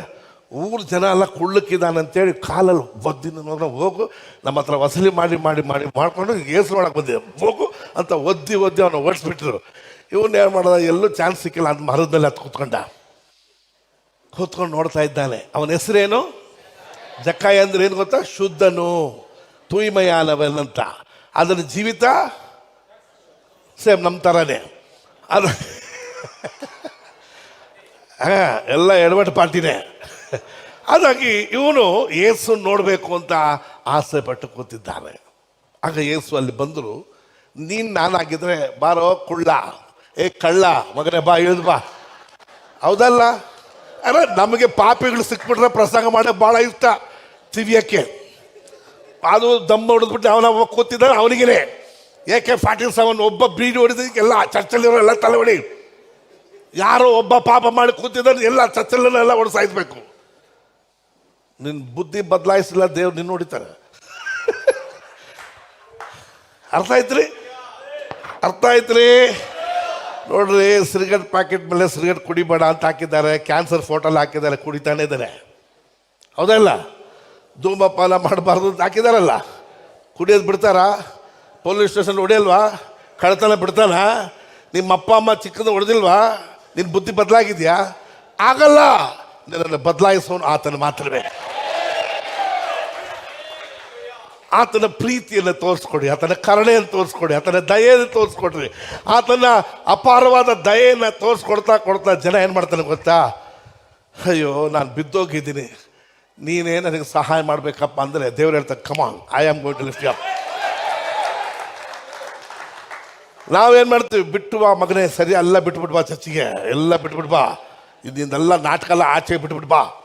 ಅವ್ನು ಬಿಡೋಕ್ಕಾಗಿದೆ, ಯಾಕೆ ಇಲ್ಲಿ ಬರ್ಬೇಕು? ಆಚೆ ಬಿಟ್ಟು ಅಲ್ಲೇ ಚೆನ್ನಾಗಿರ್ತಾನೆ. ಅರ್ಥ ಆಯ್ತ್ರಿ? ಯೇಸು ಪಾಪಿಗಳನ್ನು ಹುಡುಕಿ ಹೊಡೆಯೋದಕ್ಕಾಗಲ್ಲ, ರಕ್ಷಿಸೋದಕ್ಕಾಗಿ ಬಂದಿದ್ದಾರೆ. ಹಲ್ಲೆಲೂಯಾ. ಯೇಸು ಎಂದರೆ ಹೆಸರೇನು ಅರ್ಥ ಏನು ಗೊತ್ತ್ರಿ? ತನ್ನ ಜನರನ್ನು ಅವರ ಪಾಪದಿಂದ ಬಿಡು ಹೇಳುವವನಲ್ಲ, ಬಿಡಿಸಿ ಕಾಯುವಾತನು. 1:21 ಮತ್ತಾಯ ಬರೆದ ಸುವಾರ್ತೆ ಸರಿಯಾಗಿ ಓದಿ ನೋಡ್ಕೊಳ್ರಿ. ಆತನ ಹೆಸರು ಅರ್ಥನೇ ಗೊತ್ತಿಲ್ಲ ನಮ್ಗೆ ಕೆಲವೊಮ್ಮೆ. ಆತನ ಹೆಸರಿನ ಅರ್ಥವೇ ತನ್ನ ಜನರನ್ನು ಅವರ ಪಾಪದಿಂದ ಯಾರು ಬಿಡಿಸೋದು? ಆತನೇ ಬಿಡಿಸಿ ಕಾಯಬೇಕು. ನಾವು ಬಿಡಕ್ಕಾಗೋದಿಲ್ಲ. ಹಾಗೆ ಇದ್ದಿದ್ರೆ ಆ ಆದಾಮಂದ ಹಿಡಿದು ಇಲ್ಲಿ ಯೇಸು ಕ್ರಿಸ್ತನವರೆಗೂ ಯಾರು ನೀತಿವಂತರಿಲ್ಲ, ಎಲ್ಲರೂ ಪಾಪ ಮಾಡಿ ದೇವರ ಮಹಿಮೆಯನ್ನು ಕಳ್ಕೊಂಡಿದ್ರು ಅಂತ ಬೈಬಲ್ ಹೇಳ್ತದೆ. Praise God, hallelujah. ಆದ ಕಾರಣ ಎಲ್ಲರ ಗಮನವಾಗಿ ಕೇಳ್ರಿ. ಈಗ ಹೊಸ ಒಡಂಬಡಿಕೆಗೆ ಸೇವಕರಾಗಿರುವಂಥ ನಾವುಗಳು ಹೇಗೆ ಸೇವೆ ಮಾಡಬೇಕು, ಹೇಗೆ ಜನರಿಗೆ ಕಲಿಸ್ಬೇಕು, ಹೇಗೆ ಜನರನ್ನ ರಕ್ಷಣೆ ಮಾರ್ಗದಲ್ಲಿ ತರುವಂಥದ್ದು, ಸರಿ ರಕ್ಷಣೆ ಹೊಂದಿದವ್ರನ್ನ ಹೇಗೆ ಕ್ರಿಸ್ತನ ವಿಷಯದಲ್ಲಿ ಅವ್ರನ್ನ ಬೆಳೆಸ್ಬೇಕು ಅಂತಂದರೆ, ನೀನು ಮಾಡೋ ಸ್ಟಿಟ್ಟು ಹೊಡೆತ ಇವ್ರನ್ನ ಬೆಳೆಸೋದಿಲ್ಲ, ಸಭೆ ಬಿಟ್ಟು ಓಡುವ ಹಾಗೆ ಮಾಡಿಬಿಡ್ತದೆ. ನಿನ್ನ ಮುಖ ಕಂಡ ದೆವ್ವ ಕಂಡಾಗ ಆಗ್ಬಿಡ್ತದೆ ಜನರಿಗೆ. ನೀನೇನೋ ಒಳ್ಳೇದು ಮಾಡಕ್ಕೆ ಹೋಗ್ತೀಯ, ನಿನ್ನ ಕಣ್ಣಲ್ಲಿ ತೊಳೆ ಇಟ್ಕೊಂಡು ಅವ್ರ ಕಣ್ಣಲ್ಲಿರೋ ರವೆ ತೆಗಿಯಕ್ಕೆ ಹೋಗ್ತೀಯ, ನಿನ್ನ ಕಣ್ಣಲ್ಲಿರೋ ತೊಲೆ ಅವ್ರ ಕಣ್ಣಲ್ಲಿ ತಿಳ್ಕೊಂಡು ಹೋಗ್ಬಿಡ್ತೈತೆ. ಅವ್ರು ಹೇಳ್ತಾರೆ ಇವ್ರು ಮಾತ್ರ ಹಿಂಗೆ ಮಾಡ್ತಾರೆ, ನಮಗೆ ಬಂದು ಹೇಳಕ್ಕೆ ಬಂದ್ಬಿಟ್ರು. ಅರ್ಥ ಆಯ್ತು ರೀ? ನಮ್ಮ ಕಲೆಯಲ್ಲಿ ತೊಲೆ ಇಟ್ಕೊಂಡಿರ್ತೀವಿ ದೊಡ್ಡದು, ಅವನ ಕಲೆಯಲ್ಲೇ ರವೆ ತೆಗಿಯಕ್ಕೆ ಹೋಗ್ತೀವಿ. ಯೇಸು ಸ್ವಾಮಿ ಅದನ್ನೇ ಹೇಳಿದ್ರು, ವೇದಪಾರರೇ ನೀವೆಲ್ಲ ಮಾಡ್ತಿದ್ದೀರಿ ಅಂತೇಳಿ. ಈಗ ನ್ಯೂ ಟೆಸ್ಟಮೆಂಟಲ್ಲಿ ಕಂಪ್ಲೀಟ್ ಆಗಿ ಪೌಲ್ ಹೇಳ್ತಾನೆ, ನಾವು ಹೊಸ ಒಡಂಬಡಿಕೆಗೆ ಸೇವಕರಾಗಿ ಇದ್ದೇವೆ. ಹೇಗೆ ಹೊಸ ಒಡಂಬಡಿಕೆಯ ಸೇವೆಗಳು ಮಾಡಬೇಕು ಅಂತಂದರೆ, ನಮ್ಮ ಬಿಸ್ನೆಸ್ಸು ಯಾರ ಬಗ್ಗೆ ಹೇಳಬೇಕು ನೋಡಿ. ಎಬೇಸಿಯರ್ ಬರೆದ ಪತ್ರಿಕೆ 4ನೇ ಅಧ್ಯಾಯ ಕನ್ನಡದಲ್ಲಿ ಸ್ವಲ್ಪ ಮೇಲೆ ಇರ್ಬೋದು, 12, 13, 14 ವಚನ ಓದ್ಕೊಳ್ಳೋಣ. ನಾವೆಲ್ಲರೂ ಎಲ್ಲರ ಗಮನವಾಗಿ ಕೇಳ್ರಿ, ಎಲ್ಲರ ಗಮನವಾಗಿ ಕೇಳಿ. ದಯಮಾಡಿ ನಿಮ್ಮನ್ನು ಕೈ ಜೋಡಿಸಿ ಕೇಳಕತ್ತೀನಿ, ಕೇಳ್ರಿ. ಸುಮ್ಮನೆ ಹೋಗಿ ಕತೆ ಬಿಟ್ಟು ಅದಕ್ಕೆಲ್ಲ ಮಾಡಿ ಸ್ಟೋರಿಗಳು ಹೇಳಿ ಅದನ್ನ ಮಾಡಿ ಇದು ಮಾಡಿ ಲೈಫ್ನ ಟೈಮ್ನ ವೇಸ್ಟ್ ಮಾಡಕ್ ಹೋಗ್ಬಿಟ್ರಿ ಜನರನ್ನ. ನಾವೆಲ್ಲರೂ ನಂಬಿಕೆಯಿಂದಲೂ, ಎಲ್ಲ ಗಮನ ಕೇಳ್ರಿ, ನೀನ್ ಮಾಡೋ ಪ್ರಸಂಗದಲ್ಲಿ ಜನರಿಗೆ ಕ್ರಿಸ್ತನ್ ಮೇಲೆ ಏನ್ ಬರಬೇಕು? ನಂಬಿಕೆ ಬರಬೇಕು. ಅದನ್ನ ನಾವು ಮಾಡೋ ಪ್ರಸಂಗದಲ್ಲಿ ಕ್ರಿಸ್ತನ್ ಬಿಟ್ಟು ಓಡ್ಬಿಡ್ಬೇಕು. ಹೌದಾ ಇಲ್ಲ? ತಪ್ಪಿ ತವರು ದಮ್ ಹೊಡೆದ್ಬಿಟ್ಟು ಒಳ್ಳೆಗೆ ಬಂದ, ಮುಗಿತ ಅವನ ಕತೆ. ಮಗನೇ ಅವನು ಸಿಕ್ಕದ ನಿನ್ನ ಕೈಯಲ್ಲಿ ಫೈರ್. ನಾವೆಲ್ಲರೂ ನಂಬಿಕೆ ವಿಷಯದಲ್ಲಿ ನಂಬಿಕೆಯಿಂದಲೂ ದೇವಕುಮಾರನ ವಿಷಯವಾದ, ಯಾರ ವಿಷಯವಾದ? ದೇವಕುಮಾರ. ಜೋರಾಗಿ ಹೇಳ್ರಿ. ದಯಮಾಡಿ 2 ಕೈ ಜೋಡಿಸಿ ಕೇಳ್ತೇನೆ, ನಿಮ್ಮ ನೋಟ್ಸ್ಗಳು ತಗೊಳ್ರಿ. ನೀವು ಪ್ರಸಂಗ ಮಾಡಿದ್ನ ಇಲ್ಲಿವರೆಗೂ ತೆಗೆದ ನೋಟ್ಸಲ್ಲಿ ದೇವಕುಮಾರನ ವಿಷಯ ಮಾತಾಡಿದ್ಯೋ, ನಿನ್ನ ವಿಷಯ ಮಾತಾಡಿದ್ಯೋ? ದೇವಕುಮಾರನ ವಿಷಯ ಮಾತಾಡಿದ್ಯೋ? ದಾನಿಯಲ್ ಬಗ್ಗೆ, ದಾವಿದ್ ಬಗ್ಗೆ, ಅಬ್ರಾಮ್ ಬಗ್ಗೆ ಅವನ್ನ ಅಷ್ಟು ಪ್ರಾರ್ಥನೆ ಮಾಡ್ದ, ಇವನ್ ಮೊಣಕಾಲು ಪ್ರಾರ್ಥನೆ ಮಾಡ್ದ, ಅವನ ತಲೆ ಒಳಗೆ ಕಾಲು ಇಟ್ಕೊಂಡು ಪ್ರಾರ್ಥನೆ ಮಾಡ್ದ. ಲೇ, ಇದಕ್ಕ ನಮ್ಮನ್ನು ಕರೆದಿದ್ದು ನ್ಯೂ ಟೆಸ್ಟಮೆಂಟ್ ಅಲ್ಲಿ ಅವ್ರ ಬಗ್ಗೆ ಹೇಳಕ್ಕಲ್ಲಪ್ಪ ನಮ್ಮನ್ನು ಕರೆದಿದ್ದು. ಇಲ್ಲಿ ಯೇಸು ಕ್ರಿಸ್ತನ ಬಗ್ಗೆ ಹೇಳೋದಕ್ಕಾಗಿ. ದಯಮಾಡಿ ಅರ್ಥ ಮಾಡ್ಕೊಳ್ರಿ. ನಮ್ಮ ಪ್ರಸಂಗದಲ್ಲಿ ಅಲ್ಲೆಲ್ಲೂಯಾ ಸ್ತೋತ್ರ ಯೇಸು ಎಲ್ಲ ಇದ್ರು, ಡೈರೆಕ್ಷನ್ ಬೇರೆ ಕಡೆ ಹೋಗ್ತೈತೆ ಗಾಡಿ. ನಮ್ಮ ಪ್ರಸಂಗ ನೀವು ಮನೆಗೆ ಹೋಗಿ ನೀ ಯಥಾರ್ಥವಾದ ಒಬ್ಬ ಸೇವಕನಾಗಿದ್ದರೆ ಇವತ್ತು ನಿನ್ನ ನೋಟ್ಸ್ ಬುಕ್ ತೆಗೆದು ಬೆಕ್ಕಿಲ್ ಬಿಸಾಕ್ತೇನೆ. ನಾನು ಬಿಸಾಕಿದ್ದೀನಿ, ನನ್ನ ನೋಟ್ಸ್ ಐತೆ ಬಿಸಾಕ್ಬಿಟ್ಟಿದ್ದೀನಿ. ಎಷ್ಟೋ ವರ್ಷಗಳಿಂದ ಪ್ರಿಪೇರ್ ಮಾಡಿದ ನೋಟ್ಸ್ ತೆಗೆದು ಬಿಸಾಕ್ಬಿಟ್ಟೆ ನಾನು. ಯಾಕೆ? 7 hours ಪ್ರೇಯರ್, 3 hours ಪ್ರೇಯರ್, ದಾವಿದು ಪ್ರಾರ್ಥನೆ, ದಾನಿಯಲ್ ಪ್ರಾರ್ಥನೆ, ಎಸ್ತರ್ ಪ್ರಾರ್ಥನೆ, ಅದು ಇದು ಎಲ್ಲ ನಮ್ಮನ್ನು ಕರೆದಿದ್ದು ಈ 5 ದಿನದ ಸೇವೆ ನಿನ್ನ ತಲೆ ಮೇಲೆ ಕೊಟ್ಟಿದ್ದು ಏತಕ್ಕಂದ್ರೆ ಕ್ರಿಸ್ತನ ವಿಷಯದಲ್ಲಿ, ಕುಮಾರನ ವಿಷಯದಲ್ಲಿ. ಪಾಸ್ಟರ್ ಕುಮಾರ ಎಷ್ಟತಿ ಬಡ್ಕೊಂಡಿರಲಿ, ಆದಿ ಕಂಡದಿಂದ ಪ್ರಕಟಣೆವರೆಗೂ ಆತನ ಬಗ್ಗೆನೇ ಇದೆ. ಇದು ಹೇಳ್ತದೆ ಯೋವಾನ್ ಬರೆದ ಸುವಾರ್ತೆ 5ನೇ ಅಧ್ಯಾಯ 39ನೇ ವಚನ.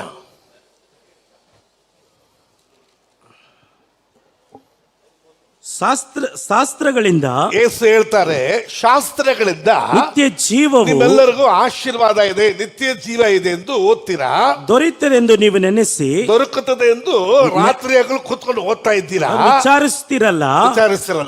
ಅವುಗಳು ನನ್ನ ವಿಷಯದಲ್ಲಿ, ಯಾರ ವಿಷಯದಲ್ಲಿ? ಯೇಸುವಿನ ವಿಷಯ. ಯಾರ ವಿಷಯದಲ್ಲಿ? ಯಾರು ಹೇಳ್ಕೊಡೋದು? ಶಾಸ್ತ್ರಗಳು. ಯೇಸು ಅಲ್ಲ, ಶಾಸ್ತ್ರಗಳು. ಆದಿಕಾಂಡ 5 ಪುಸ್ತಕ, ಹಿಸ್ಟ್ರಿ ಪುಸ್ತಕ, ಅದಲ್ಲದೆ ಪೋಯೆಟ್ಗಳು, ಕೀರ್ತನೆಗಳು, ಆಮೇಲೆ ಪ್ರವಾದನೆ, ಮೇಜರ್ ಪ್ರಾಫಿಟ್, ಮೈನರ್ ಪ್ರಾಫಿಟ್ ಅಂತ ಹೇಳ್ತಕ್ಕ ಪ್ರಾಫಿಟ್ಸ್, ಇವರೆಲ್ಲರೂ ಕೂಡ ಯಾರ ಬಗ್ಗೆ ಬರೆದಿದ್ದಾರಂತೆ? ಕ್ರಿಸ್ತನ ಬಗ್ಗೆ, ನನ್ನ ವಿಷಯದಲ್ಲಿ, ಆತನ ವಿಷಯದಲ್ಲಿ ಬರೆದಿದ್ದಾರೆ. ಸರಿ, ಯೇಸು ಭೂಮಿ ಮೇಲೆ ಇದ್ದಾಗ ಏನು ಪ್ರಸಂಗ ಮಾಡಿದ್ರು? ಲೂಕನ ಬರೆದ ಸುವಾರ್ತೆ 24ನೇ ಅಧ್ಯಾಯ 25ನೇ ವಚನ ಓದ್ಕೊಳ್ಳಿ. ಆತನು ಅವರಿಗೆ ಎಲ್ಲ ಬುದ್ಧಿ ಇಲ್ಲದವರೇ ಪ್ರವಾದಿಗಳು ಹೇಳಿದೆಲ್ಲವನ್ನು ನಂಬುವುದರಲ್ಲಿ ಮಂದ ಹೃದಯರೇ. 44ನೇ ವಚನ ಬನ್ನಿ. ತರುವಾಯ ಆತನು ನಾನು ಇನ್ನು ನಿಮ್ಮ ಸಂಗಡ ಇದ್ದಾಗ ಇದೆಲ್ಲ ನಿಮಗೆ ತಿಳಿಸಲಿಲ್ಲವೇ? ಎಲ್ಲ ನಿಮಗೆ ತಿಳಿಸಲಿಲ್ವೇ? ನನ್ನ ವಿಷಯವಾಗಿ. ಯಾರ ವಿಷಯವಾಗಿ? ಯೇಸುವಿನ ವಿಷಯ. ಅಲೋ, ಗಮನ ಕೇಳಿ. ಯಾರ ವಿಷಯವಾಗಿ? ನಿನ್ನ ಪ್ರಸಂಗದಲ್ಲಿ ಯೇಸುವಿನ ವಿಷಯವಾಗಿ ಪ್ರಸಂಗ ಇಲ್ಲದಿದ್ದರೆ ಅದನ್ನು ಡಸ್ಟ್ಬಿನ್ ಅಲ್ಲಿ ಬಿಸಾಕ್ಬಿಡು. ಜನರ ಮನಸ್ಸಲ್ಲಿ ಬಿಸಾಕಕ್ಕೆ ಹೋಗಬೇಡ. ಟೈಮ್ ವೇಸ್ಟ್ ಮಾಡ್ತಿ, ಜನರ ಲೈಫ್ ಅನ್ನು ವೇಸ್ಟ್ ಮಾಡ್ತಿ. ದಯಮಾಡಿ ಹೇಳ್ತೀನಿ, you are wasting the time of the people. ಸಭೆ ಕರ್ತನದು. ಆತನ ರಕ್ತದ ಸಂಪಾದನೆ ಮಾಡಿದ ಸಭೆ. ನಾಟಕ ಮಾಡಕ್ ಹೋಗಬೇಡ, ಟೈಮ್ ವೇಸ್ಟ್ ಮಾಡಕ್ ಹೋಗಬೇಡ. ಇಲ್ಲದ ಕೂತ್ಕೋ, ಫಾಸ್ಟಿಂಗ್ ಅಲ್ಲಿ ಸಾಯಿ, ಬೇಕಾದ್ರೆ ಪರವಾಗಿಲ್ಲ. ನಿನ್ನ ಬಗ್ಗೆ ಪ್ರಸಂಗ ಮಾಡಲಿಲ್ಲ ಆದ್ರೆ ಅಂತ ಪ್ರಸಂಗ ನನಗೆ ಬೇಡ ಸ್ವಾಮಿ ಎಂಬುದಾಗಿ. 7 ಸ್ಟೆಪ್ಪು 8 ಸ್ಟೆಪ್ ವರ್ಕೌಟ್ ಆಗೋದಿಲ್ಲಪ್ಪ, ವರ್ಕೌಟ್ ಆಗೋದಿಲ್ಲ. ಯೇಸು ಮಾಡಿಲ್ಲ, ಪೌಲ್ ಮಾಡಿಲ್ಲ. 7 step, 4 step, 7 point, 8 point, 9 point ಮನುಷ್ಯನ ಚೇಂಜ್ ಮಾಡೋದಲ್ರಿ. ಯೇಸು ಒಬ್ಬರೇ ಮನುಷ್ಯನ ಚೇಂಜ್ ಮಾಡುವಂಥದ್ದು. ಯೇಸು ಯಾರ್ರಿ? ಬೈಬಲ್ ಹೇಳ್ತದೆ ಆತನೇ ಆತನ ಬಗ್ಗೆ ಪ್ರಸಂಗ ಮಾಡ್ದ ಅಂತ ಹೇಳ್ತದೆ. ಓದ್ಕೊಳ್ಳಿ. ನನ್ನ ವಿಷಯವಾಗಿ ಮೋಶೆಯ ಧರ್ಮಶಾಸ್ತ್ರಗಳಲ್ಲಿ 5 ಪುಸ್ತಕ ಮೋಸೆ ಬರೆದಿದ್ದಾನೆ. ಆ 5 ಪುಸ್ತಕಗಳಲ್ಲಿಯೂ ಪ್ರವಾದಿಗಳ ಗ್ರಂಥಗಳಲ್ಲಿಯೂ ಎಲ್ಲಾ ಮೇಜರ್ ಮತ್ತು ಮೈನರ್ ಪ್ರಾಫಿಟ್ಗಳಲ್ಲಿಯೂ ಕೀರ್ತನೆಗಳಲ್ಲಿಯೂ ಬರೆದಿರುವುದೆಲ್ಲವನ್ನು ನೆರವೇರುವುದು ಅಗತ್ಯವೆಂದು ನಿಮಗೆ ಹೇಳಲಿಲ್ಲವೇ? ನಾನು ಹೇಳಲಿಲ್ಲವೇ? ಆಗ ಯೇಸು 3.5 ವರ್ಷ ತನ್ನ ಶಿಷ್ಯರಿಗೆ ಏನು ಪ್ರಸಂಗ ಮಾಡಿದ್ರು? ತನ್ನನ್ನು ಕುರಿತು ವೇದದಲ್ಲಿ ಎಲ್ಲೆಲ್ಲಿ ಸಿಗ್ತದ ಮುತ್ತುಗಳನ್ನ ತೆಗೆದು ತೋರಿಸ್ತಾ ಇದ್ರು. Praise God.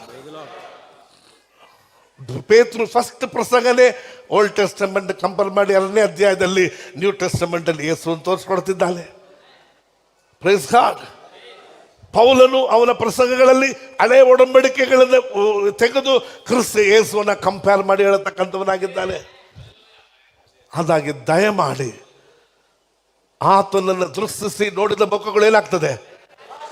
ಆಗ ನಾವು ಜನರಿಗೆ ಮುಖಕ್ಕೆ ಯಾರನ್ನು ತೋರಿಸ್ಬೇಕು? ಕ್ರಿಸ್ತನನ್ನ, ಆತನ ವಾಕ್ಯವನ್ನ, ಆತನ ಮಾಡಿದ ಪುಣ್ಯಗಳನ್ನ, ಆತನ ಉಂಟಾದ ಸಂಗತಿಗಳನ್ನ ಪ್ರಸಂಗ ಮಾಡಬೇಕು. ದಯಮಾಡಿ ಇವತ್ತು ಒಂದು ತೀರ್ಮಾನ ಮಾಡೋಣ. ನನ್ನನ್ನು ದೇವರು ಕರೆದಿರೋದು. ಮತ್ತೆ ಎಫೆಸೀಯರ ಬರೆದ ಪತ್ರಿಕೆ 4ನೇ ಅಧ್ಯಾಯ 13ನೇ ವಚನ 12ನೇ ವಚನ ಓದ್ತಿದ್ರೆ ನೆನೆಸ್ತೇನೆ ಅಲ್ವಾ? ಓಕೆ. ದೇವಕುಮಾರನ ವಿಷಯವಾದ ಜ್ಞಾನದಿಂದಲೂ ಉಂಟಾಗುವ ಐಕ್ಯವನ್ನು ಹೊಂದಿ. ನೋಡಿ, ಇಲ್ಲ ಗಮನ ಕೇಳಿ, ಜನ ಕೇಳಿ. ಪ್ರೇಯರ್ ಮಾಡಿ ಅಂತ ಹೇಳ್ತೀವಿ. ಏನ್ ಮಾಡ್ತೀವಿ? ಹೌದಲ್ವಾ? ನೋಡಿ, ನಮ್ಮ ಪ್ರಸಂಗಗಳಲ್ಲಿ ಇದು 5 ಇರ್ತದೆ ನೋಡ್ರಿ. ಹೇಳ್ತೀನಿ, ಅವ ಎಂಥ ದೊಡ್ಡ ಪುಣ್ಯಾತ್ಮ ಇರಲಿ, ಅವ್ನು ಮಾಡೋದು ಈ 5 ಪಾಯಿಂಟ್. ಜನರನ್ನ ಮುಖಾಲ ಮಾಡ್ಬಿಡಕ್ಕೆ. ಪ್ರಾರ್ಥನೆ ಮಾಡು, ಬೈಬಲ್ ಓದು, ದಶಮ ಭಾಗ ಕೊಡು, ಸಭೆಗೆ ವಾ, ಸೇವಕರಿಗೆ ವಿಧೇಯರಾಗು. ಈ 5 ಪಾಯಿಂಟು ಅವ ಕಿಂಗ್ ಆಗಿರಲಿ ಕ್ವೀನ್ ಆಗಿರಲಿ ಇದನ್ನೇ ಮಾಡಿ ನಿಮ್ಮ ಮುಖಾಲ ಅಂತ ಮಾಡಿಬಿಟ್ಟು, ಯಾಕಂದ್ರೆ ಇದರಲ್ಲೆಲ್ಲ ಒಂದು ತಪ್ಪಿರ್ತೀರ ನೀವು. ಇವನು ದೊಡ್ಡ ಪ್ರಸಂಗಿ ಅಂತ ತೋರಿಸ್ಕೊಂಡು ಹೋಗ್ಬಿಡ್ತಾನೆ. ಅದಲ್ಲೋ ಅದ್ರ ಬಗ್ಗೆ ಪ್ರಸಂಗ ಮಾಡಿಬಿಡ್ರು. ಅಪ್ಪ, ದೇವಕುಮಾರನ ವಿಷಯದಲ್ಲಿ ಪ್ರಸಂಗ ಮಾಡಿದ್ರೆ ಅವರೊಂದಿಗೆ ನಮಗೆ ಆಯ್ಕೆ ಆಗ್ಬಿಟ್ಟ ಮೇಲೆ ಆತನೊಂದಿಗೆ ಟೈಮ್ ಸ್ಪೆಂಡ್ ಮಾಡೋದೇ ಗೊತ್ತಾಗೋದಲ್ಲ ನಮಗೆ.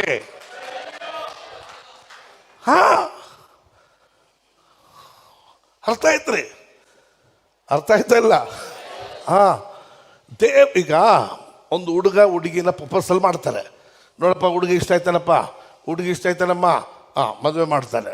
ಅವರಿಬ್ಬರು ಮದುವೆ ಮಾಡಿಕೊಂಡು ಒಬ್ರಿಗೊಬ್ರು ಅರ್ಥ ಮಾಡ್ಕೊಂಡ್ಮೇಲೆ ಅವರಿಬ್ಬರು ಟೈಮ್ ಸ್ಪೆಂಡ್ ಮಾಡ್ತಾರೆ. ತಳ್ಬೇಕಾಯ್ತು ಸೈನ್ ಮಾಡೋಕೆ ಹೇಳ್ರಿ. ಗ್ಯಾಪ್ ಸಿಕ್ಕಿದಾಗಲ್ಲ ಇಬ್ಬರು ಆ ಕಡೆ ಹೋಗ್ಬಿಟ್ಟಿರ್ತಾರೆ. ಎಲ್ಲೋ ಇಲ್ಲ ಇಲ್ಲೋ ಹೋಗ್ಬಿಟ್ಟ ಹೋಗಿದ್ದಾರೆ ಬಿಡ್ರಿ, ದೊಡ್ಡವ್ರು ಅರ್ಥ ಮಾಡ್ಕೊತಾರೆ. ಕೆಲವರು ಅದನ್ನೇ ಕೊಡ್ತಾ ಇರ್ತಾರೆ. ಅವರಿಬ್ಬರಿಗಿರತಕ್ಕಂಥ ಫೆಲೋಶಿಪ್ ಅಲ್ಲಿ ಯಾರು ಟೈಮ್ ಸ್ಪೆಂಡ್ ಬೇಡ ಅಂತ ಹೇಳ್ಬೇಕಾಗಿಲ್ಲ, ಅವ್ರು ಟೈಮ್ ಸ್ಪೆಂಡ್ ಮಾಡೇ ಮಾಡ್ತಾರೆ. ನಿನ್ ಯೇಸು ಬಗ್ಗೆನೇ ಗೊತ್ತಿಲ್ಲ, ಹೋಗು ಹೋಗು ಮೊಣಕಾಲು ಪ್ರಾರ್ಥನೆ ಮಾಡು. ಪ್ರಾರ್ಥನೆ ಮಾಡೋದು ಹೆಂಗೈತೆ? ನೀನು ನಾಟಕ ಮಾಡ್ಕೊಂಡು ಕೂತ್ಕೊಂಡಿರ್ಬೇಕು. ಟೈಮ್ ನೋಡ್ಕೊಂಡು 3 ಅವರ್ ಕೂತೆ 2 ಅವರ್ ಕೂತೆ ಅಂತ ಅದನ್ನ ಬಂದು ಪ್ರಸಂಗದಲ್ಲಿ 7 ಅವರ್ಗೂ ನೀನು ನಿದ್ದೆ ಬರಲ್ಲೋ. ನಾನು ಮುಂಜಾನೆ ಕಾಲೇಲಿ எழும்பினேன், ಮುಂಜಾನೆ ಎದ್ದು ದೇವರ ಸಮ್ಮುಖದಲ್ಲಿ ಹಾಗೇ ಕೂತಿದ್ದೆ. ಇವರು ಪ್ರಾರ್ಥನೆ ಮಾಡೋದನ್ನ ಬಂದು ಹೇಳ್ಬೇಕು ಜನರಿಗೆ. ಜನ ತಿಳ್ಕೊಬೇಕು ಪ್ರಾರ್ಥನೆ ವೀರಾನು ನಿಂತಿದ್ದಾರಪ್ಪ ಇಲ್ಲಿ ಅಂತ.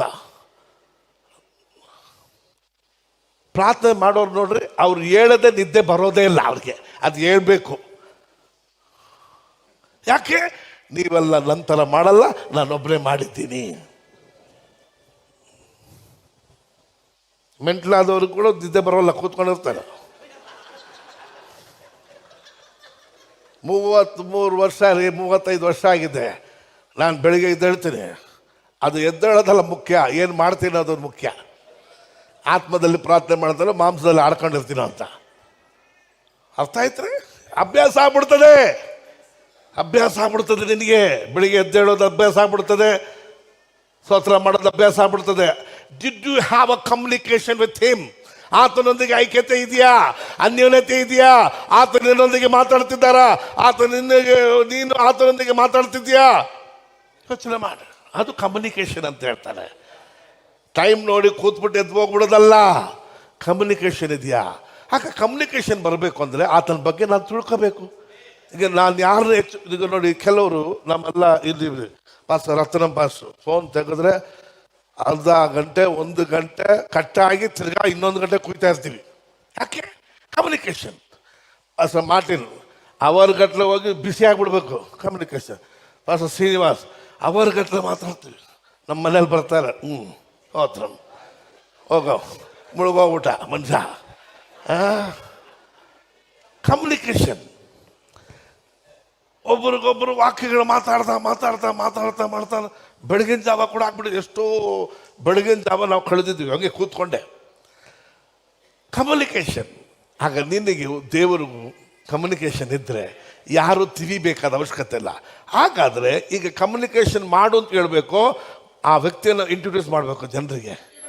ಆತನು ಒಳ್ಳೆಯವನು, ನಿಮ್ಮನ್ನು ಪ್ರೀತಿಸ್ತಾನೆ, ನಿಮಗಾಗಿ ತನ್ನ ಪ್ರಾಣ ಕೊಟ್ಟಿದ್ದಾರೆ, ಆತನು ಇವತ್ತು ಜೀವಿಸುವರಾಗಿದ್ದಾರೆ. Praise God, hallelujah. ಆತನ ಬಗ್ಗೆ ಗೊತ್ತಾಗ್ಬಿಟ್ರೆ ಮತ್ತೆ ನಾವು ಎಲ್ಲಿಗೆ ಹೋಗ್ತೀವಿ ರೀ? ಎಲ್ಲ ಪುಕ್ಕಟಲ್ಲಿ ಸಿಗ್ತದೆ ಅವ್ರ ಹತ್ರ. ಫ್ರೀ ಬೈ 1 get 3 ಅಂದರೆ ಎಲ್ಲ ಕ್ಯೂ ನಿಂತ್ಕೊಂಡಿರ್ತಾರೆ ಜನ, ಹೌದಾ ಇಲ್ಲ? ಇವ್ರ ಹತ್ರ 1 ತಗೊಂಡ್ರೆ ಎಲ್ಲ ಫ್ರೀ ಅಂದರೆ ಮತ್ತೆ ಹೋಗಲ್ಲ ನೀನು. ಮತ್ತೆ ಯಾರಿಗೂ ತಿವಿಬೇಕಾದ ಅವಶ್ಯಕತೆ ಇಲ್ಲ. ಸೋತ್ರ ಮಲ್ಲೆಲ್ಲೂಯ. ಮೊನ್ನೆ ನಮ್ಮ ತಮ್ಮ ಹೇಳಿದೆ, ಅಲ್ಲಿ ಲೂಯಿಸ್ ಫಿಲಿಪ್ಸ್ ಔಟ್ಲೆಟ್ ಹಾಕಿದ್ದಾರೆ ಅಂತ. ನಾನು ಪಾಸ್ ಸಾಲಮನ್ ಸಚ್ಚಿ ಮುಗಿಸ್ಕೊಂಡು ನಾನು ಅರ್ಜೆಂಟ್ ಹೋಗ್ತೀನಿ ಅಂತ ಬರ್ರ ಅಂತ ಬಂದು ಹಂಗೆ ಬರೋ ದಾರಿಯಲ್ಲಿ ನೋಡಿದ್ರೆ ಅದು ಹತ್ಕೊಂಡು ಉರಿದೈತೆ. ಆ ಔಟ್ಲೆಟ್ ಹತ್ಕೊಂಡು ಉರಿದೈತೆ ನೋಡ್ರಿ. ಯಾರೋ ಒಬ್ರು ಇಂಟು ಕೊಟ್ಬಿಟ್ರೆ ಸಾಕು, ನಾವೇನು ಮಾಡ್ತೀವಿ? ಅಲ್ಲಿ ಹೋಗಿ ನಿಂತಿರ್ತೀವಿ. ಹಾಗೆ ಕ್ರಿಸ್ತನ ಬಗ್ಗೆ ನಿನ್ನ ತಿಳುವಳಿಕೆ ಬಂದ್ಬಿಟ್ರೆ ಯಾರು ತಿವಿಬೇಕಾದ ಅವಶ್ಯಕತೆ ಇಲ್ಲ. ನಾನು ಆತನಲ್ಲಿ, ಆತನ ನನ್ನಲ್ಲಿ, ನಾನು ಆತನ ಒಂದಾಗಿದ್ದೇನೆ. ಪೌಲ್ ಹೇಳ್ತಾರೆ, nothing can separate me from the love of god. ಯಾವುದು ನನ್ನನ್ನು ಕ್ರಿಸ್ತನ ಪ್ರೀತಿಯಿಂದ ಅಗಲಿಸಕ್ಕೆ ಸಾಧ್ಯತೆ ಇಲ್ಲ. ನನ್ನ ಪ್ರೀತಿ ಇಲ್ಲ, ಆತನ ಪ್ರೀತಿಯಿಂದ ಅಗಲಿಸಕ್ಕೆ ಸಾಧ್ಯತೆ ಇಲ್ಲ. ಅರ್ಥ ಆಯ್ತಾ ಹೇಳುವಂಥದ್ದು? ರೈಟ್. ಆಮೇಲೆ ಓದ್ಕೊಳ್ಳಿ, ಕೆಳಗೆ ಓದ್ಕೊಳ್ಳಿ. ದೇವಕುಮಾರನ ವಿಷಯವಾದ ಜ್ಞಾನದಿಂದಲೂ ಉಂಟಾಗುವ ಐಕ್ಯವನ್ನು ಆ ಹೊಂದಿ ಜ್ಞಾನ ಉಂಟಾದಾಗ ನಿನಗೂ ಅವ್ರಿಗೆ ಐಕ್ಯ ಉಂಟಾಗತ್ತೆ. ಪ್ರವೀಣತೆಗೆ ಬಂದವರಾಗಿ ನಾವೆಲ್ಲರೂ ಮೆಚೂರ್ ಆಗ್ಬೇಕು. ಯಾವ್ದ್ರಲ್ಲಿ? ಸಂಡೇ ಸ್ಕೂಲ್ ಮಕ್ಕಳು 119 ಕೀರ್ತನೆ, 91 ಕೀರ್ತನೆ, 23 ಕೀರ್ತನೆ ಮಗು ಪಡ ಅಂತ ಹೇಳ್ಬಿಡ್ತದೆ. ಅದಲ್ಲಪ್ಪ, ಕಂಠಪಾಠ ಅಲ್ಲ.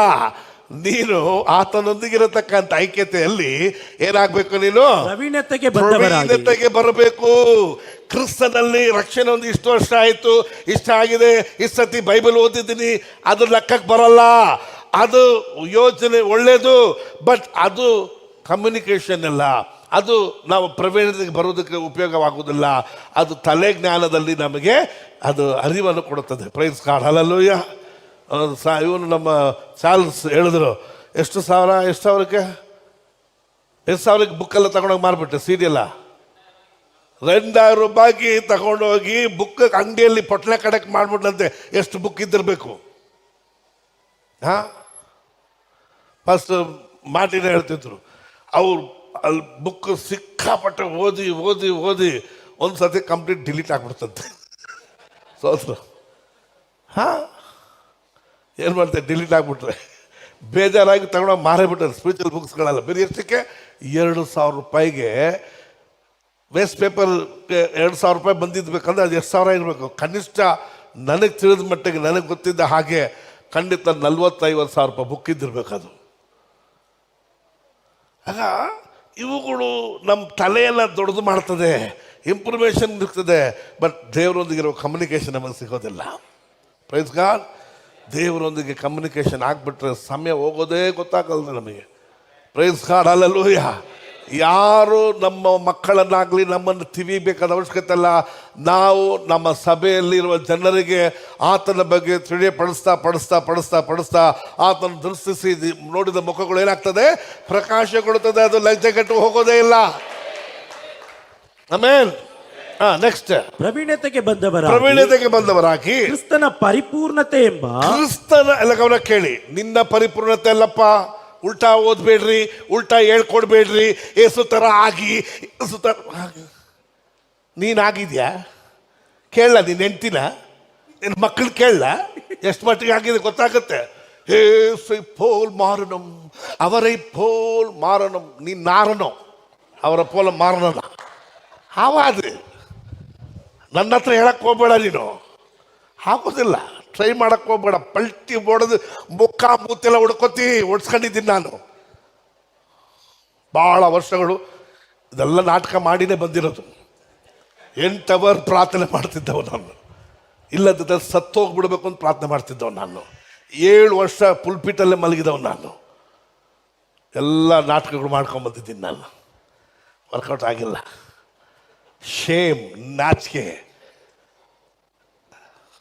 ದೇವರು ಓಪನ್ ಮಾಡಿಬಿಟ್ರು ನನ್ನ ಕಣ್ಗಳನ್ನ. Praise God. ಉನ್ನತದಲ್ಲಿದ್ದಂಥ ಸಿಂಹಾಸನದಲ್ಲಿ ಏಸಾಯ ಗ್ರಂಥದಲ್ಲಿ ನೀವು 1, 2, 3, 4, 5, 6 ಅಧ್ಯಾಯವರೆಗೂ ಓದ್ಕೊಂಡ್ಬಂದ್ರಿ. ನಿನಗಯ್ಯೋ ನಮ್ಮ ಪ್ರಸಂಗಗಳಿಗೆ ಅಯ್ಯೋ, ನೀನು ನಾಶವಾಗಿ ಹೋಗ್ತೀನಿ ಪ್ರಸಂಗ ಮಾಡ್ತಿದ್ದವು ನಾನು ಕೂಡ. ಏಸಾಯ ಹಂಗೆ ಮಾಡ್ತಿದ್ದ. ಅಯ್ಯೋ ನಿನಗಯ್ಯೋ ಅಂತಿದ್ದ. ಒಂದು ದಿನ ದೇವರು ಉನ್ನತದಲ್ಲಿ ಆತನ ಪ್ರಸನ್ನತೆಯನ್ನು ತೋರಿಸಿದ್ರು. ದೇವರ ಮಹಿಮೆಯನ್ನು ಕಂಡ. ಅಯ್ಯೋ ನಾನು ಹದವಾದೆ ಅಂತಾನೆ. ಎಲ್ಲರಿಗೂ ಅಯ್ಯೋ ಹೇಳ್ತಿದ್ದವನು. ಯಾರಿಗೆ ಅಯ್ಯೋ? ಈಗ ಮಗನೇ ನಿನಗೆ ಅಯ್ಯೋ.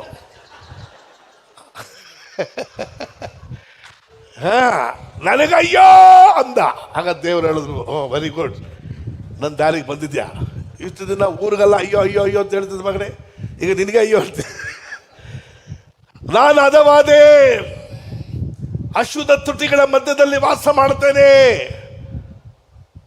ತಾನು ಕೂಡ ಅಶುದ್ಧ ತುಟಿನೇ, ಬರೀ ಜನ ಮಾತ್ರ ಹೇಳೋದಲ್ಲ. ಆಗ ದೇವ್ರು ಏನು ಮಾಡೋದು? ಜನರನ್ನು ಶುದ್ಧ ಮಾಡಿದ್ರ. ಒಂದು ಕೊರಡೆ ತಗೊಂಬಂದು ಫಸ್ಟ್ ಇವನ್ ನಾಲ್ಗೆಲ್ಲ ಮುಟ್ಟುದು ಅಂತ. ಯಾರನ್ನ? ಊರಲ್ಲಿರೋ ಜನ ತುಟಿಯಲ್ಲ, ಇವನ್ ತುಟಿನ ಮುಟ್ಟಿದ್ರು ಅಂತ. ಮುಟ್ಟಿದ ತಕ್ಷಣ ಈಗ ದೇವ್ರು ಹೇಳ್ತಾರೆ, ನನ್ನದು ಕಾರ್ಯವಾಗಿ ಯಾರು ಹೋಗುವರು? ಆಗ ಹೇಳ್ದೆ, ಇದು ನಾನಿದ್ದೇನೆ ಸ್ವಾಮಿ, ನನ್ನನ್ನು ಕಳಿಸು ಅಂತ ಅನುಭವ ನಮಗಾಗಬೇಕು. ನಮಗೇನು ಬೇರೊಬ್ಬರನ್ನ ಹೊಡೆಯೋದೇ ನಮ್ಮ ಕತೆ, ಬೇರೊಬ್ಬರನ್ನ ಹೊಡ್ಕೊಂಡಿರೋದೇ ನಮ್ಮ ಪ್ರಸಂಗ. ಹೊಡೆಯೋದಕ್ಕಲ್ಲಪ್ಪ ನಿನ್ನ ಕರೆದಿದ್ದು. ಓಲ್ಡ್ ಟೆಸ್ಟಮೆಂಟ್ ನೀನು ಯೋವಾನೋ ಯಾವನ ಆಗ್ಬಿಡು ಹೋಗು. ನ್ಯೂ ಟೆಸ್ಟಮೆಂಟ್ ಪ್ರಸಂಗ ನಾವು ಹೊಡೆಯೋದಕ್ಕಾಗಲ್ಲ. ಇದು ಮೊದಲ ಗೀತೆ. ತನ್ನ ರಕ್ತದ ಸಂಪಾದನೆ ಮಾಡಿದ್ದು ಹೆಂಡ್ತಿ ಇದು. ಸೋತ್ರ ವರದಕ್ಷಿಣೆ ಕೊಟ್ಟು ಮಾಡ್ಕೊಂಬಂದಿದ್ದು ಮದುವೆ ಅಲ್ಲ, ವರದಕ್ಷಿಣೆಯಲ್ಲಿ ನೀನೇ ತಗೊಂಡು ಮಾಡ್ಕೊಂಬಂದಿರ್ತಿ. ಈ ಸಭೆ ಆತನ ರಕ್ತದ ಸಂಪಾದನೆ ಮಾಡಿದ ಸಭೆ.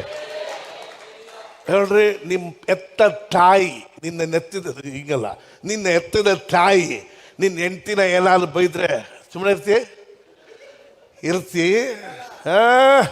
ಎತ್ತಿಗೆ ಎತ್ಬಿಡ್ತದೆ ಪಿತ್ತ ನಿನಗೆ. ಈ ಅಮ್ಮ ಬಂಡವಾಳ ನಿನಗೆ ಗೊತ್ತಿದ್ರು ನೀನು ಅಮ್ಮನಿಗೆ ಸಪೋರ್ಟ್ ಮಾಡಲ್ಲ, ಇವಳಿಗೆ ಮಾಡ್ತಿ. ಇಂಥ ಕೊರತೆ ಆಗಿರತ್ತಾಗ ಪಾರ್ಟಿಗೆ ಸಪೋರ್ಟ್ ಮಾಡ್ತಿಯಲ್ಲ. ತನ್ನ ರಕ್ತದ ಸಂಪಾದನೆ ಮಾಡಿದ ಸಭೆಯನ್ನ ಹೊಡೆಯೋದಕ್ಕೋ ಬಲಿಯೋದಕ್ಕೋ ನಿನಗೆ ಅಧಿಕಾರ ಕೊಟ್ಟಿಲ್ಲ. ಕಾನಾನ್ ಮುಟ್ಟಲ್ಲ ನೀನು. ನಾನು ನೋಡ್ಬಿಟ್ಟಿದ್ದೀನಿ ಎಷ್ಟೋ ಪರಿಶುದ್ಧವಂತರು ಕಾನಾನ್ ಮುಟ್ಟಿಲ್ಲ. ರೆಸ್ಟೇ ಇಲ್ಲ ಲೈಫಲ್ಲಿ, ರೆಸ್ಟ್ ಇಲ್ಲ. ಸಭೆಯವ್ರು ನೋಡಿತಾರೆ, ಹೆಂಡ್ತಿನ ಹೊಡಿಯೋಕೆ ಕೇಳು, ಹೋಗೋ ಸುಮ್ಮನೆ ಹೋಗೋ, ನಿನ್ನ ಬಗ್ಗೆ ಗೊತ್ತಂದ್ಬಿಡ್ತಾಳೆ. ಮಕ್ಕಳು ನೋಡಿಯೋ ಕೇಳು, ಸುಮ್ಮನೆ ಕೂತ್ಕಡೆ. ಪುಲ್ಪಿಟಲ್ಲಿ ಬಂದರೆ ಬಗಳ್ತಾನೆ, ಎಲ್ಲ ನಿನ್ನ ಕಥೆ ಗೊತ್ತಿಲ್ಲ ಕೂತ್ಕ ಅಂತಾನೆ. ನಿನ್ನ ಮಗ ಹೇಳ್ತಾನೆ, ನಿನ್ನ ಮಗಳು ಹೇಳ್ತಾಳೆ. ಇಂಥ ಪ್ರಸಂಗಗಳನ್ನ ನೋಡ್ಬಿಟ್ಟಿದ್ವಿ. ನಾಟಕ ಎಲ್ಲ ಮಾಡೋಕ್ಕೆ ಹೋಗ್ಬಿಡ್ರಪ್ಪ. ಸುಮ್ಮನೆ ಮರ್ಯಾದೆಯಾಗಿ ನಿಮ್ಮ ಬಗ್ಗೆ ಎಲ್ಲ ಬೇರೆಯೊಬ್ಬರ ಬಗ್ಗೆ ಅಲ್ಲ, ಯೇಸು ಬಗ್ಗೆ ಹೇಳ್ಕೊಂಡೋಗಿ ನೀವು ಬದಲಾಗ್ತೀರಾ, ಅವರು ಬದಲಾಗ್ತಾರೆ. Praise God, hallelujah. ಅರ್ಥ ಆಯ್ತ್ರಿ? ಬುಚ್ಚರ್ ಲೈಫ್, ಡಾಕ್ಟರ್ ಲೈಫ್ ಅಂತ ಒಂದ್ಸತಿ ಅನ್ಯ ಭಾಷೆಯಲ್ಲಿ ಮಾತಾಡ್ತಿದ್ರೆ ಬರ್ತೈತೆ. ಇದೇನು ಬುಚ್ಚರ್ ಲೈಫ್, ಡಾಕ್ಟರ್ ಲೈಫ್ ಬರ್ತಾ ಇದ್ರೆ? ಬುಚ್ಚರ್ ಅಂದರೆ ಕಸಾಬುನ್ ಕತ್ತಿ, ಡಾಕ್ಟರ್ ಕತ್ತಿ. ಬುಚ್ಚರ್ ಕತ್ತಿ, ಡಾಕ್ಟರ್ ಕತ್ತಿ, ಕಸಾಬುನ್ ಕತ್ತಿ. ಇದೇನಿದು ಅಂತಂದಾಗ ದೇವ್ರು ಹೇಳಿದ್ರು, ನಿನ್ನ ಪ್ರಸಂಗಗಳು ಎಂಥ ಪ್ರಸಂಗಪ್ಪ, ಏಕ್ಮಾರ್ದೋ ತುಕಡ ಮಾಡಿ ಮಾಂಸ ಬೆಂದು ತಿನ್ನಕ್ಕೆ ಮಾತ್ರ ಆಗತ್ತೆ. ಬುಚ್ಚರ್ ಕೈಲಿರೋ ಕತ್ತಿ, ಡಾಕ್ಟರ್ ಕೈಯಲ್ಲಿರೋ ಕತ್ತಿ ಎಲ್ಲಿ ಪ್ರಾಬ್ಲಮ್ ಇದೆಯೋ ಅಲ್ಲಿ ಕುಯ್ದು ಮತ್ತೆ ಸ್ಟಿಚಿಂಗ್ ಹಾಕತಕ್ಕಂಥ ಕುಯ್ತಾನೆ. ನಿನ್ನ ವಾಕ್ಯಗಳು ಕಟ್ಟುವಂಥದ್ದಾಗಿರ್ಬೇಕು ಹೊರತು ಏಕ್ಮಾರ್ದೋ ತುಕಡ ಮಾಡುವಂಥದ್ದಾಗಿರಬಾರ್ದು. ಅರ್ಥ ಆಯ್ತು? ಯೋಚನೆ ಮಾಡಿ, ಎಷ್ಟು ಸತಿ ನಮ್ಮ ಸಭೆಗಳನ್ನು ನಾವು ಬೈದು ಸಭೆಯವರನ್ನ ಹಿಂಸೆ ಪಡಿಸಿ, ನೋವುಪಡಿಸಿ, ಅವ್ರನ್ನ ವೇದನೆ ಪಡಿಸಿದ್ದೀವಿ. ಕೇಳಿದ್ರೆ ನಾನು ಸತ್ಯಕ್ಕಾಗಿ ವೈರಾಗ್ಯ. ನೀನು ಸತ್ಯ ತಗೊಂಡೋಗಿ ಅಲ್ಲಿ ಬಿಸಾಕು. ಆತನ ಸತ್ಯಕ್ಕಾಗಿ ವೈರಾಗ್ಯ ಆತನ ಇಲ್ಲ. ಅರ್ಥ ಆಯ್ತ್ರಿ? ಅರ್ಥ ಆಯ್ತ್ರಿ? ಅರ್ಥ ಆಯ್ತಾ ಹೇಳೋದು ನಿಮಗೆ? ವೈರಾಗ್ಯ ಗೆರೆಗೆ ನಿನ್ನ ವೈರಾಗ್ಯ ದೇವರ ನೀತಿಯನ್ನು ನೆರವೇರ್ಸಕ್ಕೆ ಆಗೋದಿಲ್ಲ ಅಂತ ಬೈಬಲ್ ಹೇಳ್ತದೆ. ಮನುಷ್ಯನ ಕೋಪ ದೇವರ ನೀತಿಯನ್ನು ಏನು ಮಾಡೋಕ್ಕಾಗಲ್ಲ, ನೆರವೇರ್ಸಕ್ಕೆ ಆಗೋದಿಲ್ಲ. ನಮ್ಮನ್ನು ಕರೆದಿರೋದು 5 ವಿಧವಾದ ಸೇವೆ. ಕೆಲವರು ಅಪೋಸ್ತಲರಾಗಿ, ಪ್ರವಾದಿಗಳಾಗಿ, ಸುವಾರ್ಥಿಕರಾಗಿ, ಸಭಾಪಾಲಕರಾಗಿ, ಬೋಧಕರಾಗಿ. ಈ 5 ಫೋಲ್ಡ್ ಮಿನಿಸ್ಟ್ರಿಯ ಉದ್ದೇಶ ಈಗ ನಾವು ಓದ್ತಿದ್ದೀವಲ್ಲ ಅದು. ಆದರೆ ಮಾಡು, ಇಲ್ಲ ಮೂಟೆ ಕಟ್ಬಿಟ್ಟು ಮೂಲೆ ಕೂತ್ಕೋ, ಕೆಲಸ ಮಾಡು. ಇವತ್ತು ಕಷ್ಟಪಟ್ಟು ನೊಂದು ಬೆಂದು ಸಭೆ ಒಳಗೆ ಬಂದು ಕೂತ್ಕೊತಾನೆ. ಇಲ್ಲಿ ಬಂದು ಇವ್ರದ್ದು ನಾಟಕ ಸಾಕಾಗದ. ಮನೆಯಲ್ಲಿ ಹೆಂಡತಿ ಮೇಲಿರೋ ಕೋಪ, ಮಕ್ಕಳ ಮೇಲಿರೋ ಕೋಪ, ಯಾವನ ಮೇಲೆ ಇರೋ ಕೋಪ ಎಲ್ಲರ ಮೇಲೆ ತೋರಿಸ್ಬಿಡೋದು. ಯಾರೋ ಒಬ್ಬನ ಕಿವಿಗೆ ಹಾಕ್ಬಿಟ್ಟಿರ್ತಾನೆ, ಅದು ಕಿವಿಗೆ ಬಿದ್ದುಬಿಟ್ಟಿರ್ತದೆ. ಅದನ್ನೇ ಹೇಳ್ಕೊಂಡು ಕುಯ್ದು ಅಯ್ಯೋ ದೇವರೇ ಯಾಕಪ್ಪ ಬಂದೆ ಅಂತ ಹಾಕ್ಬಿಟ್ಟಿರ್ತದೆ. ಅದರಲ್ಲಿ ಬೇರೆ ಬರಬೇಕು ಪ್ರಸಂಗ ಮಾಡುವಾಗ ಬರಬೇಕು, ಜನರನ್ನ ಬರಬೇಕು ಅಂತ. ಇಲ್ಲಿ ಬಂದು ಏನು ಕಂಡ ಅವನು? ಇನ್ನೊಂದು ಸ್ವಲ್ಪ ಬಾಂಡೇಜಲ್ಲಿ ಆಗ್ತಾನೆ. ಬಾಂಡೇಜಲ್ಲಿ ಆಗೋದಲ್ಲ. ನಾವು ಕ್ರಿಸ್ತನ ವಿಷಯದಲ್ಲಿ ಆತನ ವಿಷಯ ಜ್ಞಾನದಲ್ಲಿ ಆತನ ಪರಿಪೂರ್ಣತೆ ಮುಟ್ಟುವ ತನಕ ಓದ್ಕೊಳ್ಳಿ. ಪರಿಪೂರ್ಣತೆಯನ್ನ ಪರಿಪೂರ್ಣತೆಗೆ ಬಂದವರಾಗಿ ಇರಿ. ಈಗ ಪರಿಪೂರ್ಣತೆಗೆ ಬರೋದಂದ್ರೆ ಏನರ್ಥ? ಯಾರಾದರೂ ದೇವರ ಪರಿಪೂರ್ಣಕ್ಕೆ ನಾವು ಬರೋಕ್ಕಾಗತ್ತೆ? ನಮ್ಮಿಂದ ನಾವು ಆಗ್ತದ್ರಿ. ಹೆಂಗಾಗ್ತದಂದ್ರೆ ಆತನ ನಂಬೋದ್ರ ಮೂಲಕವಾಗಿ, ಆತನು ನನಗೆ ಮಾಡಿರೋ ಪುಣ್ಯದ ಮೂಲಕವಾಗಿ ನಾನು ಆತನ ಹಾಗೆ ಆಗಿದ್ದೇನೆ ಅಂತ ತಿಳುವಳಿಕೆ ಬರ್ತದೆ. ನೋಡಿ, 1 ಯೋವಾನ 4:17 ಕೆಳಭಾಗ ಮಾತ್ರ ಓದು. ಪಾತ್ರ ಹೋಗ್ತಾರೆ ನೋಡ್ರಿ. 1 ಯೋವಾನ 4:17 ಕೆಳಭಾಗ ಮಾತ್ರ ಓಡ್ರಿ. ಯಾಕೆಂದರೆ ಎಲ್ಲ ಗಮನ ಕೇಳಿ. ಯಾಕಂತಂದ್ರೆ ಕ್ರಿಸ್ತನು ಎಂತವನಾಗಿದ್ದಾನೋ ನಾವು ಅಂತವರಾಗಿಯೇ ಈ ಲೋಕದಲ್ಲಿದ್ದೇವೆ. ಇರ್ಬೇಕಾ? ನಾವು ಪ್ರಸಂಗ ಮಾಡೋದಲ್ಲೇನು? ಆಗಿ ಆಗಿ ಆಗಿ ಉಜ್ಜಿ ಉಜ್ಜಿ ಮುಖ ಮೂತಿ ಎಲ್ಲ ಹೋಗಿ ಮೀನೇ ಖಾಲಿ ಆಗ್ಬಿಡೋ, ವಾಸನೆ ಮಾತ್ರ ಖಾಲಿ ಆಗಲ್ಲ. ಹಾ, ಸಭೆ ಖಾಲಿ ಆಗ್ಬಿಟ್ಟಿರ್ತದೆ, ಅವ್ರ ಲೈಫ್ ಖಾಲಿ ಆಗೋದಿಲ್ಲ, ಜೀವಿತ. ಬೈಬಲ್ ಹೇಳುತ್ತದೆ ನಾವು ಎಂಥವರಾಗಿದ್ದೇವೆ, ಕ್ರಿಸ್ತನ್ ಎಂಥವನಾಗಿದ್ದಾನೋ ನಾವು ಈ ಭೂಲೋಕದಲ್ಲಿ ಅಂಥವರಾಗಿಯೇ ಹೇಳಿ ಇರಬೇಕಾ ಇದ್ದೇವಾ. ಅದ ನಮ್ಮ ಪ್ರಸಂಗ ಹೆಂಗೆ, ನಾನೇ ಮಾಡ್ಬಿಡೋ ಥರ ಏಸು ಎತ್ತೆತ್ತಿ ನಿಲ್ಸ್ಬಿಡ್ತಾರೆ ಇವರು. 4 பேர் இருந்தா போதும் பரலோகத்துக்கு போறோம். ಯಾರು, ನೀನು ನಿನ್ನ ಹೆಂಡತಿ 2 ಮಕ್ಕಳ, ಅವರೇ ಡೌಟ್ ಹೋಗೋದು. ಇಂಥ ಡೈಲಾಗ್ ಎಲ್ಲ ಹೊಡಿಬಾರ್ದು. ನೋಡ್ರಿ, ಎಬೇಸರ್ ಬರೆದ ಪತ್ರಿಕೆ 5ನೇ ಅಧ್ಯಾಯ 27. ಅದನ್ನು ಯಾವುದನ್ನು, ಸಭೆಯನ್ನು ಕಳಂಕ ಸುಕ್ಕು ಎಲ್ಲ ಗಮನ ಕೇಳಿ, ಕಳಂಕ ಸುಕ್ಕು ಮುಂತಾದದ್ದು ಇಲ್ಲದ ಒಂದು ಇಲ್ಲದವ ಮುಂತಾದದೊಂದು ಬಿಟ್ಬಿಡ್ತೀಯ ಅದನ್ನ. ಮುಂತಾದದ್ದು ಒಂದು ಇಲ್ಲದ ಕನ್ನಿಕೆಯೋ ಎಂಬಂತೆ ಪರಿಶುದ್ಧವು. ಎಲ್ಲ ಗಮನ ಕೇಳಿ ಈ ವಾಕ್ಯಗಳೆಲ್ಲ ಉಲ್ಟಾ ಪಲ್ಟಾ ಹೊಡೆದ್ಬಿಟ್ವಿ. ಈಗ ಹುಷಾರ ಕೇಳ್ಕೊಳ್ಳಿ. ಪರಿಶುದ್ಧವು ನಿರ್ದೋಷವು ಮಹಿಮೆ ಉಳ್ಳದ್ದು ಆಗಿರುವ ಸಭೆಯನ್ನಾಗಿ ತನ್ನ ಎದುರಿನಲ್ಲಿ ನಿಲ್ಲಿಸಿಕೊಳ್ಳಬೇಕೆಂದು ವಾಕ್ಯೋಪದೇಶ ಸಹಿತದಿಂದ ಜಲಸ್ನಾನವನ್ನು ಮಾಡಿ ಶುದ್ಧ ಮಾಡಿದನು. ಮಾಡುತ್ತಾನ ಮಾಡಿದ್ದಾನ. ನೀನೇನ್ ಕೈ ಹಾಕಿ ಮತ್ತೆ ಮಾಡ್ತಿದ್ಯಾ? ಮಧ್ಯದಲ್ಲಿ ಮಾಡ್ತಿದ್ಯಲ್ಲ, ನೀನ್ ಏನ್ ಕೆಲಸ ಮಾಡ್ತಿದ್ದಿ? ಅರೆ, ಆತನ್ ಮಾಡಿದ್ದನ್ನ ನೀ ಮಾಡ್ತಿದ್ರೆ ಏನ್ ಕೆಲಸ? ಕೆಡ್ಸ್ಬಿಡ್ತೀಯ. ಕೆಡ್ಸಕ್ ಹೋಗ್ಬೇಡ. ಆತನ ಏನ್ ಮಾಡಿದ್ದಾನ ಜನರಿಗೆ ಹೇಳ್ಕೊಡು. ಅವರು ಅದನ್ನು ನೋಡ್ತಾ ಅವ್ರ ಲೈಫ್ ಟ್ರಾನ್ಸ್ಫಾರ್ಮೇಶನ್ ಆಗುತ್ತೆ. ಅವ್ರು ಮೆಚ್ಯೂರ್ ಆಗ್ತಾರೆ. ಓ, ನಾನು ಕ್ರಿಸ್ತನ ಹಾಗೆ ಇದ್ದಿದ್ದೇನೆ. Praise God, hallelujah. ನಾನು ಕ್ರಿಸ್ತನ್ ತರ ಇದ್ದೇನೆ, ನನ್ನ ಕ್ರಿಸ್ತನ ಹಾಗೆ ಮಾಡಿದ್ದಾರೆ, ಯೋಗ್ಯವಿಲ್ಲದ ನನ್ನನ್ನು ಮಾಡಿದ್ದಿ ಎಂಬ ಅರಿವು ಅವನಿಗೆ ಉಂಟಾಗ್ತದೆ. ಜಕ್ಕಾಯನೇ, ತಟ್ಟನೆ ಹಿಡಿದು ಬಾ, ಇವತ್ತು ನಾನು ನಿನ್ನ ಮನೇಲಿ ಉಳ್ಕೊಬೇಕು ಎಂಬುದಾಗಿ ಯೇಸು ಸ್ವಾಮಿ ಹೇಳಿದ್ರು. ಅವನಿಗೂ ಪ್ರಮಾಣ ಗೊತ್ತಿತ್ತು. ಪ್ರಮಾಣದ ಪ್ರಕಾರ ವೇದಪಾರರು, ಶಾಸ್ತ್ರಿಗಳು ಮತ್ತು ನೀತಿವಂತರು, ಪ್ರವಾದಿಗಳು ಪಾಪಿ ಮನೆಗೆ ಹೋಗಿ ಊಟ ಮಾಡಂಗಿಲ್ಲ, ಅವ್ರ ಮನೇಲಿ ಉಳ್ಕೊಳ್ಳಂಗಿಲ್ಲ. ಕೀರ್ತನೆ 1:1 ಗೊತ್ತಾನೆ, ನಡೆಯದೆ, ನಿಂತುಕೊಳ್ಳದೆ, ಕೂತ್ಕೊಳ್ಳದೆ, ಗೊತ್ತಾನೆ. ಇದು ಯೂದರ ಪದ್ಧತಿ. ಪಾಪಿ ಮನೆಗೆ ಹೋಗಂಗಿಲ್ಲ, ಪಾಪಿ ಮನೇಲಿ ಜೊತೆಲಿ ಊಟ ಮಾಡಂಗಿಲ್ಲ.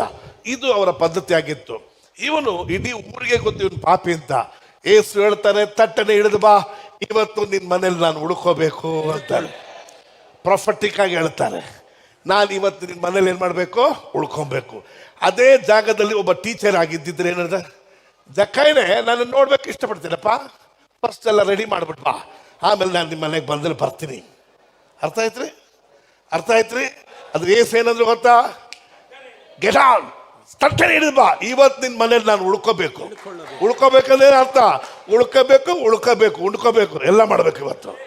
ಆಮೇಲೆ ಅಂದ್ರೆ ಇಲ್ಲ, ಇವನು ಕಚಕ್ಕನ ಕೆಳಗೆ ಬಂದ, ರೋಡಲ್ಲಿ ಓಡ್ತಾ ಇದ್ದಾನೆ, ಊರೇ ಮಾತಾಡ್ಕೊಳ್ತೈತೆ. ಪಾಪಿ ಮನೆಗೆ ಹೋಯ್ತಾನೆ ಇವಯ್ಯ, ಏನು ಪ್ರವಾದಿ ಇವನು, ಅಯ್ಯೋ ಪಾಪಿ ಮನೆಗೆ ಊಟಕ್ಕೆ ಹೋಗ್ತಿದ್ದಾನಂತ ಊರು ಮಾತಾಡ್ಕೊತೈತೆ.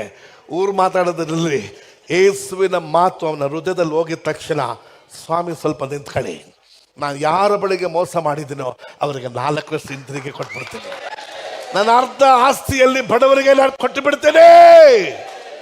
ನೋಡಿ, ಸತ್ಯವು ಅವನನ್ನು ಬಿಡುಗಡೆ ಮಾಡ್ತು.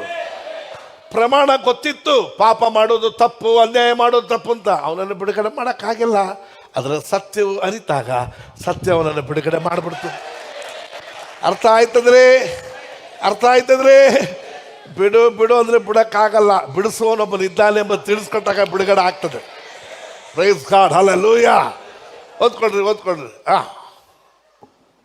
ಕ್ರಿಸ್ತನ ಪರಿಪೂರ್ಣತೆ ಎಂಬ ಪ್ರಮಾಣವನ್ನು ಮುಟ್ಟುವ ತನಕ ದೇವಜನರನ್ನು ಯೋಗ್ಯ ಸ್ಥಿತಿಗೆ ತರುವ ಕೆಲಸಕ್ಕೋಸ್ಕರವು ನಾವೆಲ್ಲ ಯಾರಂತೆ, ದೇವ ಜನರನ್ನು ಯೋಗ್ಯ ಸ್ಥಿತಿಗೆ ತರುವ ಕೆಲಸಕ್ಕಾಗಿ ಸಭೆಯ ಸೇವೆಗೋಸ್ಕರವು ಸಭೆಯ ಸೇವೆಗೋಸ್ಕರವು ಕ್ರಿಸ್ತನ ದೇಹವು ಅಭಿವೃದ್ಧಿಯಾಗುವುದಕ್ಕೋಸ್ಕರವು ಏನಾಗ್ಬೇಕು? ಕ್ರಿಸ್ತನ ದೇಹ 4 ಇದ್ದದ್ದು 2 ಆಗ್ಬಿಡಬಾರ್ದು, 4 ಇಲ್ಲದ್ದು 40 ಆಗ್ಬೇಕು. ಕ್ರಿಸ್ತನ ದೇಹವು ಅಭಿವೃದ್ಧಿ ಆಗೋದಕ್ಕೋಸ್ಕರವು ಆತನು ಇವರನ್ನು ಅನುಗ್ರಹಿಸಿದನು. ಈಗ 5 ಜನ ನಾವೇನು ಸೇವೆ ಮಾಡಕ್ ಇದ್ದೀವೋ ಈ 5 ಜನರ ಸೇವೆಯ ಉದ್ದೇಶ ಇದಾಗಿರ್ಬೇಕು. Praise God. ಅರ್ಥ ಆಯ್ತ್ರಿ? ಇದಾಗಿರ್ಬೇಕು. ಹೇ ವಾ ಹೇ ಫೋ ಇದನ್ನ ಮಾಡಕ್ಕಲ್ಲ, ಕಮ್ಯಾಂಡ್ ಮಾಡೋದಕ್ಕಾಗಲ್ಲ. ಯೇಸುವಿನ ಹೆಂಡತಿ, ಯೇಸುವಿನ ಮೊದಲ ಗೀತೆ, ಅದನ್ನು ಹುಷಾರಾಗಿ ನೋಡ್ಕೋಬೇಕಾಗಿ ನಮ್ಮ ಕರ್ತವ್ಯ. Praise the lord, hallelujah. ಅರ್ಥ ಆಯ್ತ್ರಿ? ಯೆಶಾಯ ಯಾವತ್ತು ಆ ದರ್ಶನವನ್ನು ಕಂಡನೋ ಅಂದಿನಿಂದ 7ನೇ ಅಧ್ಯಾಯದಲ್ಲಿ ತೆಗೆದು ನೋಡ್ರಿ, ಯೇಸು ಕ್ರಿಸ್ತನ ಬಗ್ಗೆ. 9ನೇ ಅಧ್ಯಾಯದಲ್ಲಿ ಯೇಸು ಕ್ರಿಸ್ತನ ಬಗ್ಗೆ, 11ನೇ ಅಧ್ಯಾಯದಲ್ಲಿ ಯೇಸು ಕ್ರಿಸ್ತನ ಬಗ್ಗೆ. ಹೀಗೆ ಒಂದೊಂದು ಅಧ್ಯಾಯ ಹೋಗುವಾಗ ಅಯ್ಯೋ ಹೋಯ್ತು, ಈಗ ಯೇಸು ಯೇಸು ಯೇಸು ಯೇಸು ಬಗ್ಗೆ. ಒಬ್ಬ ಓಲ್ಡ್ ಟೆಸ್ಟಮೆಂಟ್ ಅಲ್ಲಿ ಇದ್ದವನೇ ಅದನ್ನು ಮಾಡಿರ್ಬೇಕಾದ್ರೆ ಹೊಸ ಒಡಂಬಡಿಕೆ ಸೇವೆಗೆ ಕರೆಯಲ್ಪಟ್ಟ ನಾವುಗಳು ತಿರ್ಗಾ ಹಳೆ ಒಡಂಬಡಿಕೆ ಥರ ಪ್ರಸಂಗ ಮಾಡದೆ ಹೊಸ ಒಡಂಬಡಿಕೆ ಕಾಲಗಳನ್ನ ನಾವು ಹೇಳೋಣ. ಅರ್ಥ ಆಯ್ತು? ಅರ್ಥ ಆಯ್ತಂದ್ರೆ ತಲೆ ಆಡಿಸಿ. ನಮ್ಮ ಮಾವ ಎಷ್ಟು ದೊಡ್ಡವ್ರ ವಯಸ್ಸಲ್ಲಿ, ಅವರು ಆಮೇಲೆ ಹೇಳ್ತಾರೆ, ಇವರೆಲ್ಲ ನೋ ಮ್ಯಾನ್, ನಮ್ಗೆ ಹಿಂಸೆ ಪಡಿಸಿದ್ರೇ ಸಂತೋಷ. Praise God. ಅರ್ಥ ಆಯ್ತ್ರಿ? ರೈಟ್. ಈಗ ಓಲ್ಡ್ ಟೆಸ್ಟಮೆಂಟ್ ಎಲ್ಲಿಂದ ಅಂತಂದ್ರೆ ನಾನು ನಿಮಗೆ ಮೋಸೆ ಕಾಲದಿಂದ.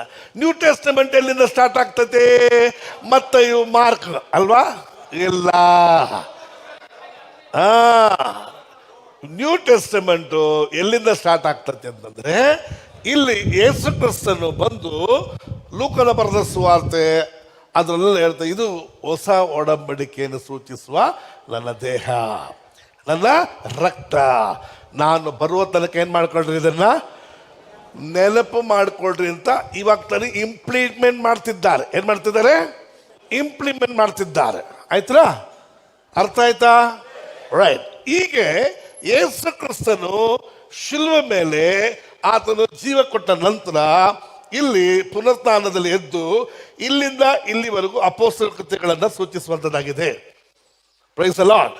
ಅಪೊಸ್ತಲ ಕೃತ್ಯಗಳು 66ರಿಂದ 68ರವರೆಗೂ ಬರೆದಿರತಕ್ಕಂಥ ಪುಸ್ತಕವಾಗಿದ್ದರೂ ಸಹ ಇಲ್ಲಿ ಆರಂಭದಿಂದ 68ವರೆಗೂ ಯೇಸು ಕ್ರಿಸ್ತನ ಪುನರುತ್ಥಾನ ಹೊಂದಿ ಅಲ್ಲಿಂದ ಹಿಡಿದು 68ನೇ ಇಸ್ವಿಯವರೆಗೂ ನಡೆದಂಥ ಸಂಗತಿಗಳನ್ನು ಲೂಕನು ಎಲ್ಲ ಒಂದು ದೊಡ್ಡ ಚರಿತ್ರೆಯಾಗಿ ಬರೆಯತಕ್ಕಂಥವನಾಗಿದ್ದಾನೆ. ಅರ್ಥ ಆಯ್ತಾ? ಅರ್ಥ ಆಯ್ತಾ? ಇಲ್ಲ. ರೈಟ್. ಇದರಲ್ಲಿ ಬರುವಂಥ ಮನುಷ್ಯನೇ ಯಾಕೋಬ್ ಎಂಬುದಾಗಿ ಒಬ್ಬ ಮನುಷ್ಯನು. ಯಾಕೋಬನು ಪೌಲನ ವಿಷಯದಲ್ಲಿ ಚರ್ಚೆ ಮಾಡಿ, ನಾವು ರಕ್ತ ಮತ್ತು ಮಾಂಸ ಹೊರತು ವ್ಯಭಿಚಾರ ಇಂದ ಹೊರತುಪಡಿಸಿ ನಾವು ಇನ್ನು ಮುಂದೆ ಎಲ್ಲ ವಿಷಯದಲ್ಲಿ ಏನು ಮಾಡೋಣ, ನಾವು ನಮ್ಮ ಹಾಗೆ ಅವ್ರು ರಕ್ಷಣೆ ಹೊಂದಿದ್ದಾರೆ ಅಂತ ಒಪ್ಕೊಂಡ. ಅಪೊಸ್ತಲ ಕೃತ್ಯಗಳಲ್ಲಿ 15ನೇ ಅಧ್ಯಾಯದಲ್ಲಿ ಒಪ್ಕೊಂಡ್ಬಿಟ್ಟಿದ್ದಾನೆ. ಅರ್ಥ ಆಯ್ತಾ? ಈ ಯಾಕೋಬನು ಇಲ್ಲಿ ಪುಸ್ತಕ ಬರೆದವನೇ. ನಾವು ಪುಸ್ತಕ ಜೋಡಿಸುವಾಗ ಎಲ್ಲಿ ಜೋಡಿಸಿದ್ದಾರೆ? ಅವರು ಕೊನೆಯಲ್ಲಿ ಜೋಡಿಸಿದ್ದಾರೆ ಯಾಕೋಬ್ ಪುಸ್ತಕ. ಬಟ್ ಅವನು ಬರೆದಿರೋದು 48ನೇ ಇಸ್ವಿಯಲ್ಲಿ ಬರೆದಿದ್ದಾನೆ.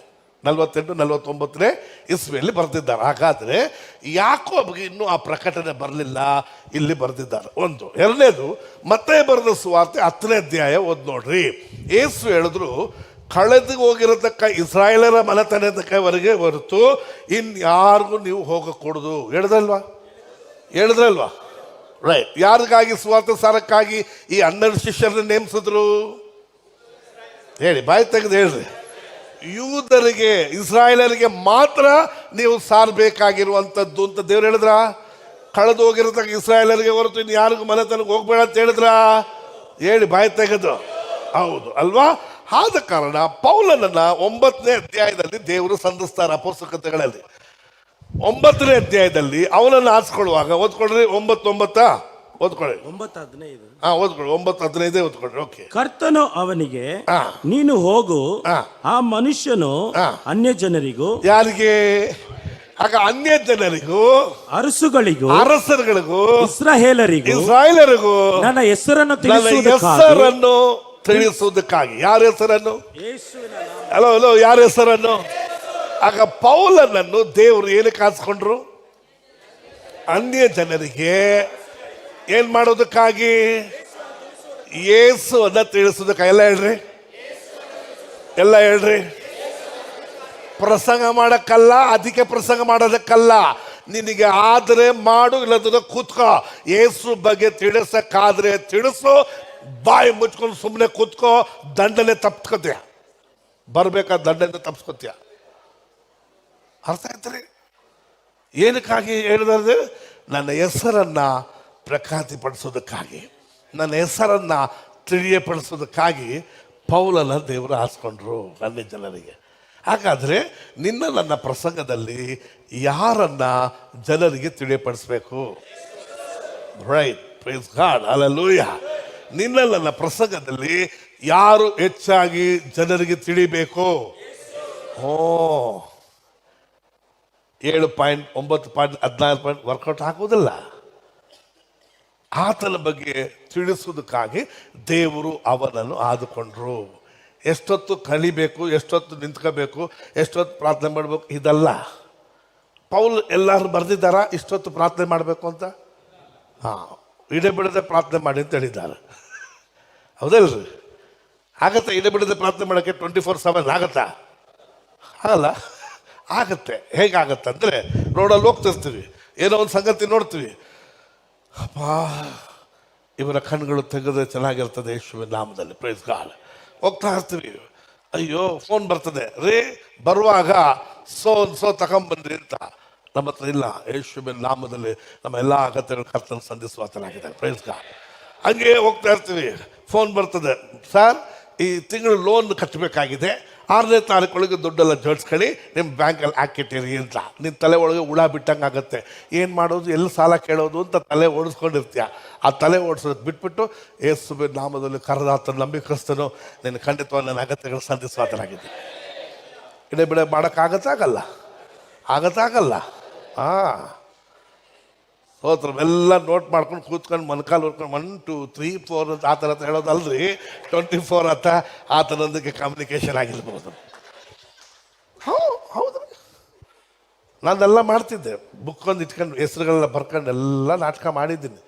ದೇವ್ರು ಹೇಳಿದ್ರು, ಸೈಡಿಗೆ ಬಾ, ನನ್ನನ್ನು ಫಾಲೋ ಮಾಡು. Praise God, hallelujah.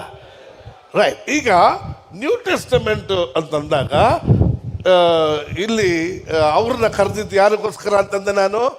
ಅಪೊಸ್ತಲರನ್ನ, ಅನ್ಯರು ಇಲ್ಲ, ಇವ್ರಿಗಾಗಿ, ಇಸ್ರಾಯೇಲರಿಗಾಗಿ. ಅದಕ್ಕೆ ಅವರ ಪುಸ್ತಕಗಳು 1 ಪೇತ್ರು, 2 ಪೇತ್ರು, ಯೋವಾನ, 1 ಯೋವಾನ, 2 ಯೋವಾನ, 3 ಯೋವಾನ, ಇವುಗಳೆಲ್ಲ ಓದುವಂಥ ಸಮಯದಲ್ಲಿ ಸ್ವಲ್ಪ ನಮಗೆ ಕನ್ಫ್ಯೂಷನ್ ಆಗ್ಬೋದು. ಫಾರ್ ಎಕ್ಸಾಂಪಲ್ 24ನೇ ಅಧ್ಯಾಯದಲ್ಲಿ ಶಿಷ್ಯರು ಬಂದು ಲೂಕನ ಬರೆದ ಸುವಾರ್ತೆಯಲ್ಲಿ ಶಿಷ್ಯರು ಬಂದು ಕೇಳ್ತಾರೆ, ಸ್ವಾಮಿ ನಿನ್ನ ಬರವಣಿಗೆಗೂ ಅಂತ್ಯಕ್ಕೂ ಹೇಗೆ ನಾವು ತಿಳ್ಕೊಳ್ಳೋದು, ಸೂಚನೆ ಎಂಬ ಸೈನ್ ಅನ್ನು ಕೇಳ್ತಾರೆ. ಆಗ ಯೇಸು ಕ್ರಿಸ್ತನು ಲೂಕನಿಗೆ ಹೇಳಿದಂಥ ವಿಚಾರ ಯಾವುದನ್ನು ಕುರಿತು ಹೇಳಿದ್ರು ಅಂತಂದರೆ, ಆತನು ಯೂದರಿಗೆ ಮತ್ತೆ ಯೇಸು ಈ ಭೂಮಿ ಮೇಲೆ ಬರುವ ವಿಚಾರವನ್ನು ಹೇಳಿದ್ರೆ ಹೊರತು ಸಭೆಗೆ ರ್ಯಾಪ್ಚರ್ ಆಗೋ ವಿಷಯದಲ್ಲಿ ಬರೆದಿಲ್ಲ. ನಮ್ಮವ್ರು ಏನು ಮಾಡ್ತೀವಿ, ಮಿಕ್ಸಪ್ ಮಾಡಿಬಿಡ್ತೀವಿ. ಇಬ್ಬರು ಮಲಗಿದ್ರು, ಒಬ್ಬರು ಎತ್ತಲ್ಪಟ್ರು, ಒಬ್ಬರು ಕೈ ಬಿಡಲ್ಪಟ್ರು. ಇಬ್ಬರಲ್ಲಿ ಯಾರು? ಒಂದು ಗಂಡ ಇರ್ಬೋದು, ಒಂದು ಹೆಂಡತಿ ಇರ್ಬೋದು, ಅಣ್ಣ ಇರ್ಬೋದು, ತಂಗಿರ್ಬೋದು, ಅಕ್ಕ ಇರ್ಬೋದು, ತಂಗಿ ಇರ್ಬೋದು. ಇಬ್ಬರಲ್ಲಿ ಯಾರೋ ಒಬ್ರು ಹೋಗ್ತದೆ ಡೌಟು, ನಿನಗೆ ಡೌಟು ನೀನು ಹೋಗೋದಿಲ್ಲ ಅಂತ, ನಿನ್ನ ಹೆಂಡತಿಗೆ ಡೌಟು ನಾನು ಹೋಗೋದಿಲ್ಲ ಅಂತ, ಇಬ್ಬರಿಗೂ ಡೌಟೆ. ಒಟ್ಟರಲ್ಲಿ ಮೇಲೆ ಮಾತ್ರ ನಾಟಕ ಮಾಡ್ಕೊಂಡು ನೀನು ಹೋಗಲ್ಲ ಮಗಳೇ, ನೀನು ಹೋಗಲ್ಲ ಅಂತ ಪ್ರವಾದನೆ ಬರೀ ಹೇಳ್ತಿರ್ತಿ. ನಿನ್ಗೆ ಯಾವ ಲೈಸೆನ್ಸ್ ಕೊಟ್ಟಿದ್ದು ನರಕ ಕಳ್ಸೋಕ್ಕೂ ಪರಲೋಕ ಕಳ್ಸಕ್ಕೆ? ಬೈಬಲ್ ಹೇಳ್ತದೆ, ನರಕ ಅಂತ ಹೋಗ್ತೀನಿ ಅಂತ ನ್ಯಾಯ ತೀರ್ಸ್ಬೇಕು ನಿಮ್ಮ ಕೆಲಸ ಅಲ್ಲ. ಗೊತ್ತಾಯ್ತ್ರಿ? ನಿನ್ನ ಕೆಲಸ ಅಲ್ಲ. ನೀನು ನ್ಯಾಯ ತೀರ್ಸಕ್ಕೆ ನಿನ್ಗೆ ಯಾವ ಅಧಿಕಾರ ಕೊಟ್ಟಿದ್ದು? ನರಕಕ್ಕೆ ಹೋಗ್ತೇವೆ, ಪರಲೋಕಕ್ಕೆ ಹೋಗ್ತೇವೆ, ನೀನು ನರಕಕ್ಕೆ ಪೋವೆ. ಅದಕ್ಕೆ ಹೇಳ್ತೀವಿ, ದಯಮಾಡಿ ಮಿಸ್ಇಂಟರ್ಪ್ರೇಟ್ ಮಾಡಕ್ಕೆ ಹೋಗ್ಬಿಡ್ರಿ. ದಯಮಾಡಿ ಅರ್ಥ ಮಾಡ್ಕೊಳ್ರಿ. ಯಾರಿಗೆ ಹೇಳಿದ್ರು? 5 ಕನ್ನಿಕೆ 10 ಕನ್ನಿಕೆ ಹೇಳಿದ್ರ? ಅಮ್ಮ ಹೇಳಿದ್ರೆ ಹೇಳಿ, ನಿಮ್ಮ ಬಗ್ಗೆ ಹೇಳ್ದೆ. ಏಸುಗೆ 10 ಹೆಂಡ್ತಿನ? ಇಲ್ಲ 5 ಹೆಂಡ್ತಿನ? ಎಷ್ಟು ಹೆಂಡ್ತಿ ಏಸುಗೆ? ಮತ್ತೆ ನಿನ್ನನ್ನು ಯಾಕಲ್ಲ ಹಾಕ್ತೀಯ? ಕನ್ನಿ ಅಂದ್ರೆ ಸಭೆಗಳು. 10 ಕನ್ನಿಕೆಗಳು ಅಂತಂದ್ರೆ 10 ಸಭೆಗಳು. ಸಭೆಗಳಲ್ಲ, ಸಭೆ ಒಂದೇ. ಸಭೆಗೆ ಕ್ರಿಸ್ತನ ತಲೆಯಾಗಿದ್ದಾನೆ, ಸಭೆಗಳಿಗೆಲ್ಲ ಸಭೆಗೆ ತಲೆಯಾಗಿದ್ದಾನೆ. ಅಂಡರ್ಸ್ಟ್ಯಾಂಡ? ಮತ್ತೆ ಅದು ಯಾರು ಪಾಸ್ಟರ್? 10 ಕನ್ನಿ, ಅದು ಯೂದರು, ಯಹೂದ್ಯರು, ಕನ್ನಿಕೆಗಳು. ಯೇಸುವಿನ ಶಿಷ್ಯರಾಗಿರುವ ಯೋವಾನ್ ಹೇಳ್ದ, ನಾನು ಆತನಲ್ಲ. ಯಾರಲ್ಲ ಹೇಳಿ, ಬಾಯ್ತ. ನಾನು ಆತನ ಕೆರೆಗಳ ಬಾರನ್ನು ಬಿಚ್ಚೋದಕ್ಕೂ ನಾನೇನಲ್ಲ, ನಾನು ಆತನಲ್ಲ, ಆತನ ತೋಳನಾಗಿದ್ದೇನೆ. ತೋಳರಂದ್ರೆ ಏನು? ತಮಿಳ ತೋಳರು, ಕನ್ನಡ ಸ್ನೇಹಿತನು. ತೋಳರ್ ಅಂತ ತಮಿಳಲ್ಲಿದೆ, ಸ್ನೇಹಿತರು ಕನ್ನಡದಲ್ಲಿ. ಅಂದ್ರೆ ಏನರ್ಥ ಅದು ಗೊತ್ತಿಲ್ಲ, ಓದ್ಕೊಂಡು ಹೋಗ್ತಾ ಇರ್ತೀವಿ ನಾವು. ಎಲ್ಲ ಗಮನ ಕೇಳಿ. ಹಳೆ ಒಡಂಬಡಿಕೆ ಯಹೂದ್ಯರಾಗಿರತಕ್ಕ ಇಸ್ರಾಯೇಲರೆಲ್ಲರೂ ತಂದೆಯಾದ ದೇವರಿಗೆ ಮೊದಲಿಗಿತ್ತೆ ಹೆಂಡತಿ. ಓಸೆಯ ಗ್ರಂಥದಲ್ಲಿ ಹೇಳುತ್ತದೆ, ನಾನು ಇವಳನ್ನ ಮದುವೆ ಆಗಿದ್ದೇನೆ, ಬಿಟ್ಟುಬಿಡು, ವಿಭಚಾರಿ ಆಗಿದ್ದಾಳೆ, ಮತ್ತೆ ವಿಭಚಾರ ಕಟ್ಕೋ. ಇಸ್ರಾಯೇಲ್ ಜನರು ಅಂತವರೇ, ನಾನು ಅವರನ್ನು ಹಾಗೆ ಮಾಡ್ಕೊಂಡಿದ್ದೀನಿ ಹೇಳ್ತಾರಲ್ರಿ. ಓಲ್ಡ್ ಟೆಸ್ಟಮೆಂಟ್ ಇರತಕ್ಕಂಥ ಅಬ್ರಹಾಮನಿಂದ ಹಿಡಿದು ಈ ಕಡೆ ಇರತಕ್ಕ ಇಸ್ರಾಯೇಲ್ ಜನರಿಗೆ ತಂದೆಯಾದ ದೇವರಿಗೆ ಅವರು ಹೆಂಡತಿಯಾಗಿದ್ದಾರೆ. ಅರ್ಥ ಆಯ್ತು? ಅನ್ಯರಾಗಿರತಕ್ಕಂಥ ನೀನು ನಾನು ಮೊದಲಿಗನಾಗಿರುವ ಯೇಸು ಕ್ರಿಸ್ತನಿಗೆ ಮೊದಲ ಗೀತೆಯಾಗಿದ್ದೇವೆ. ಅರ್ಥ ಆಯ್ತ್ರಿ? ಈಗ ಇದೆರಡು ನಾವು ಕ್ಲಬ್ ಮಾಡಂಗಿಲ್ರಿ. ಯೇಸು ಕ್ರಿಸ್ತನ್ ಹೇಳ್ತಾರೆ, ನಿಮ್ಮ ಶಿಷ್ಯರು ಉಪವಾಸ ಮಾಡೋದಿಲ್ಲ, ಹಂಗೆ ಲೊಬಕ್ ಅಂತ ಹಾಕೊಂಡ್ಬಿಡ್ತಾರೆ ಅಂತಂದ. ಯೇಸು ಹೇಳ್ತಾರೆ, ಮೊದಲಿಂಗನು ಇರುವಾಗ ಹೇಳಿ. ಅದೇ ಯಾರು ಅದು ತೆಗಿಯಪ್ಪ, ವಾಕ್ಯ ತೆಗಿಯಪ್ಪ. ಮೊದಲಿಗನಿರುವಾಗ, ಮೊದಲಿಗಿತ್ತು ನೀನು. ಮದುವೆಯ ಜನರು ತಮಿಳಿನಲ್ಲಿ ಚೆನ್ನಾಗಿದೆ, ತಮಿಳಿನಲ್ಲಿ ಓದಿ. ತಮಿಳಿನಲ್ಲಿ ಎಷ್ಟನೇ ವಚನ? 9:15 ಪಾಸ್ಟರ್ படிங்க. அதுக்கு பாஸ்டர் எந்த 9 மற்ற 9 வருஷம். ಪನವಾಳನುಡಿಯ. ಈಗ ನೀವು ಹೇಳ್ರಿ, ನೀವು ತೋಳರ ಮೊದಲಿಗಿತ್ಯ ಹೇಳ್ರಮ್ಮ. ಹಾಗಾದ್ರೆ ತೋಳರಂದ್ರೆ ಯಾರು? ಶಿಷ್ಯರು.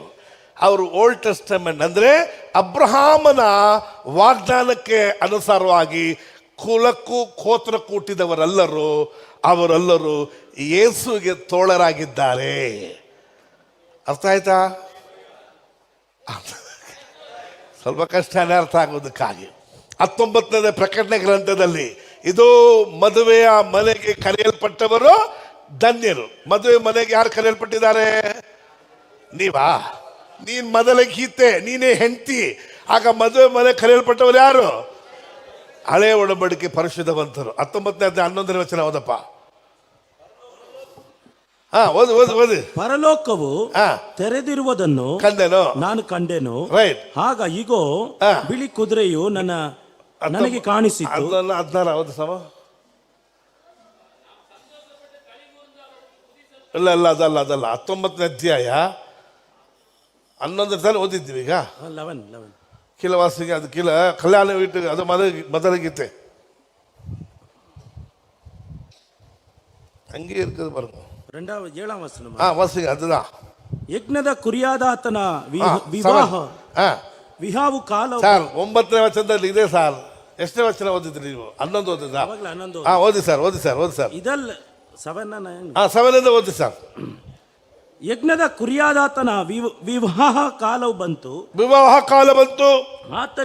ಆತನಿಗೆ ವಿವಾಹವಾಗುವ ಕನ್ಯೆ ತನ್ನನ್ನು ಸಿದ್ಧ ಮಾಡಿಕೊಂಡಿದ್ದಾಳೆ.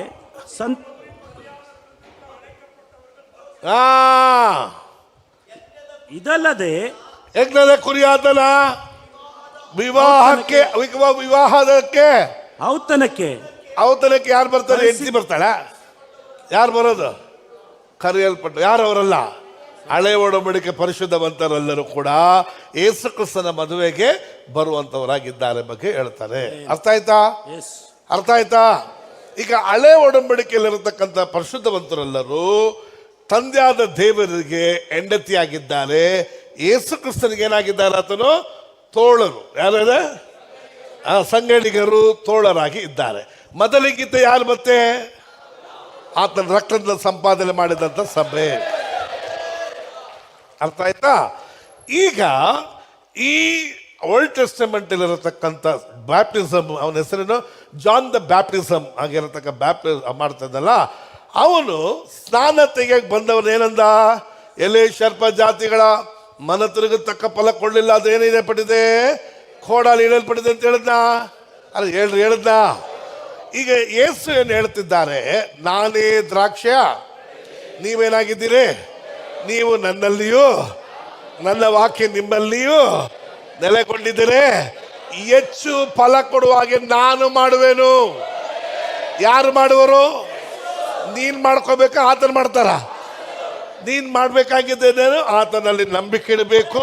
ಆತನ ವಾಕ್ಯ ನಿನ್ನಲ್ಲಿ ಇರೋದ್ರಿಂದ ನಿನ್ನ ಹೆಚ್ಚು ಫಲ ಕೊಡುವ ಹಾಗೆ ಆತನ ಮಾಡುವನಾಗಿದ್ದಾನೆ. ನಾನ್ ಇಲ್ಲದೆ ನೀವು ಏನು ಮಾಡಲಾರ್ರಿ ಹೇಳಿದ್ರಲ್ವಾ? ಇವನೇನು ಹೇಳ್ತಾನೆ? ನೀವೇ ಮಾಡ್ಕೊಳ್ರಿ, ಇಲ್ಲ ಅಂದ್ರೆ ಇಡಲ್ಪಟ್ಟಿದೆ ಕೋಡಾಲಿ.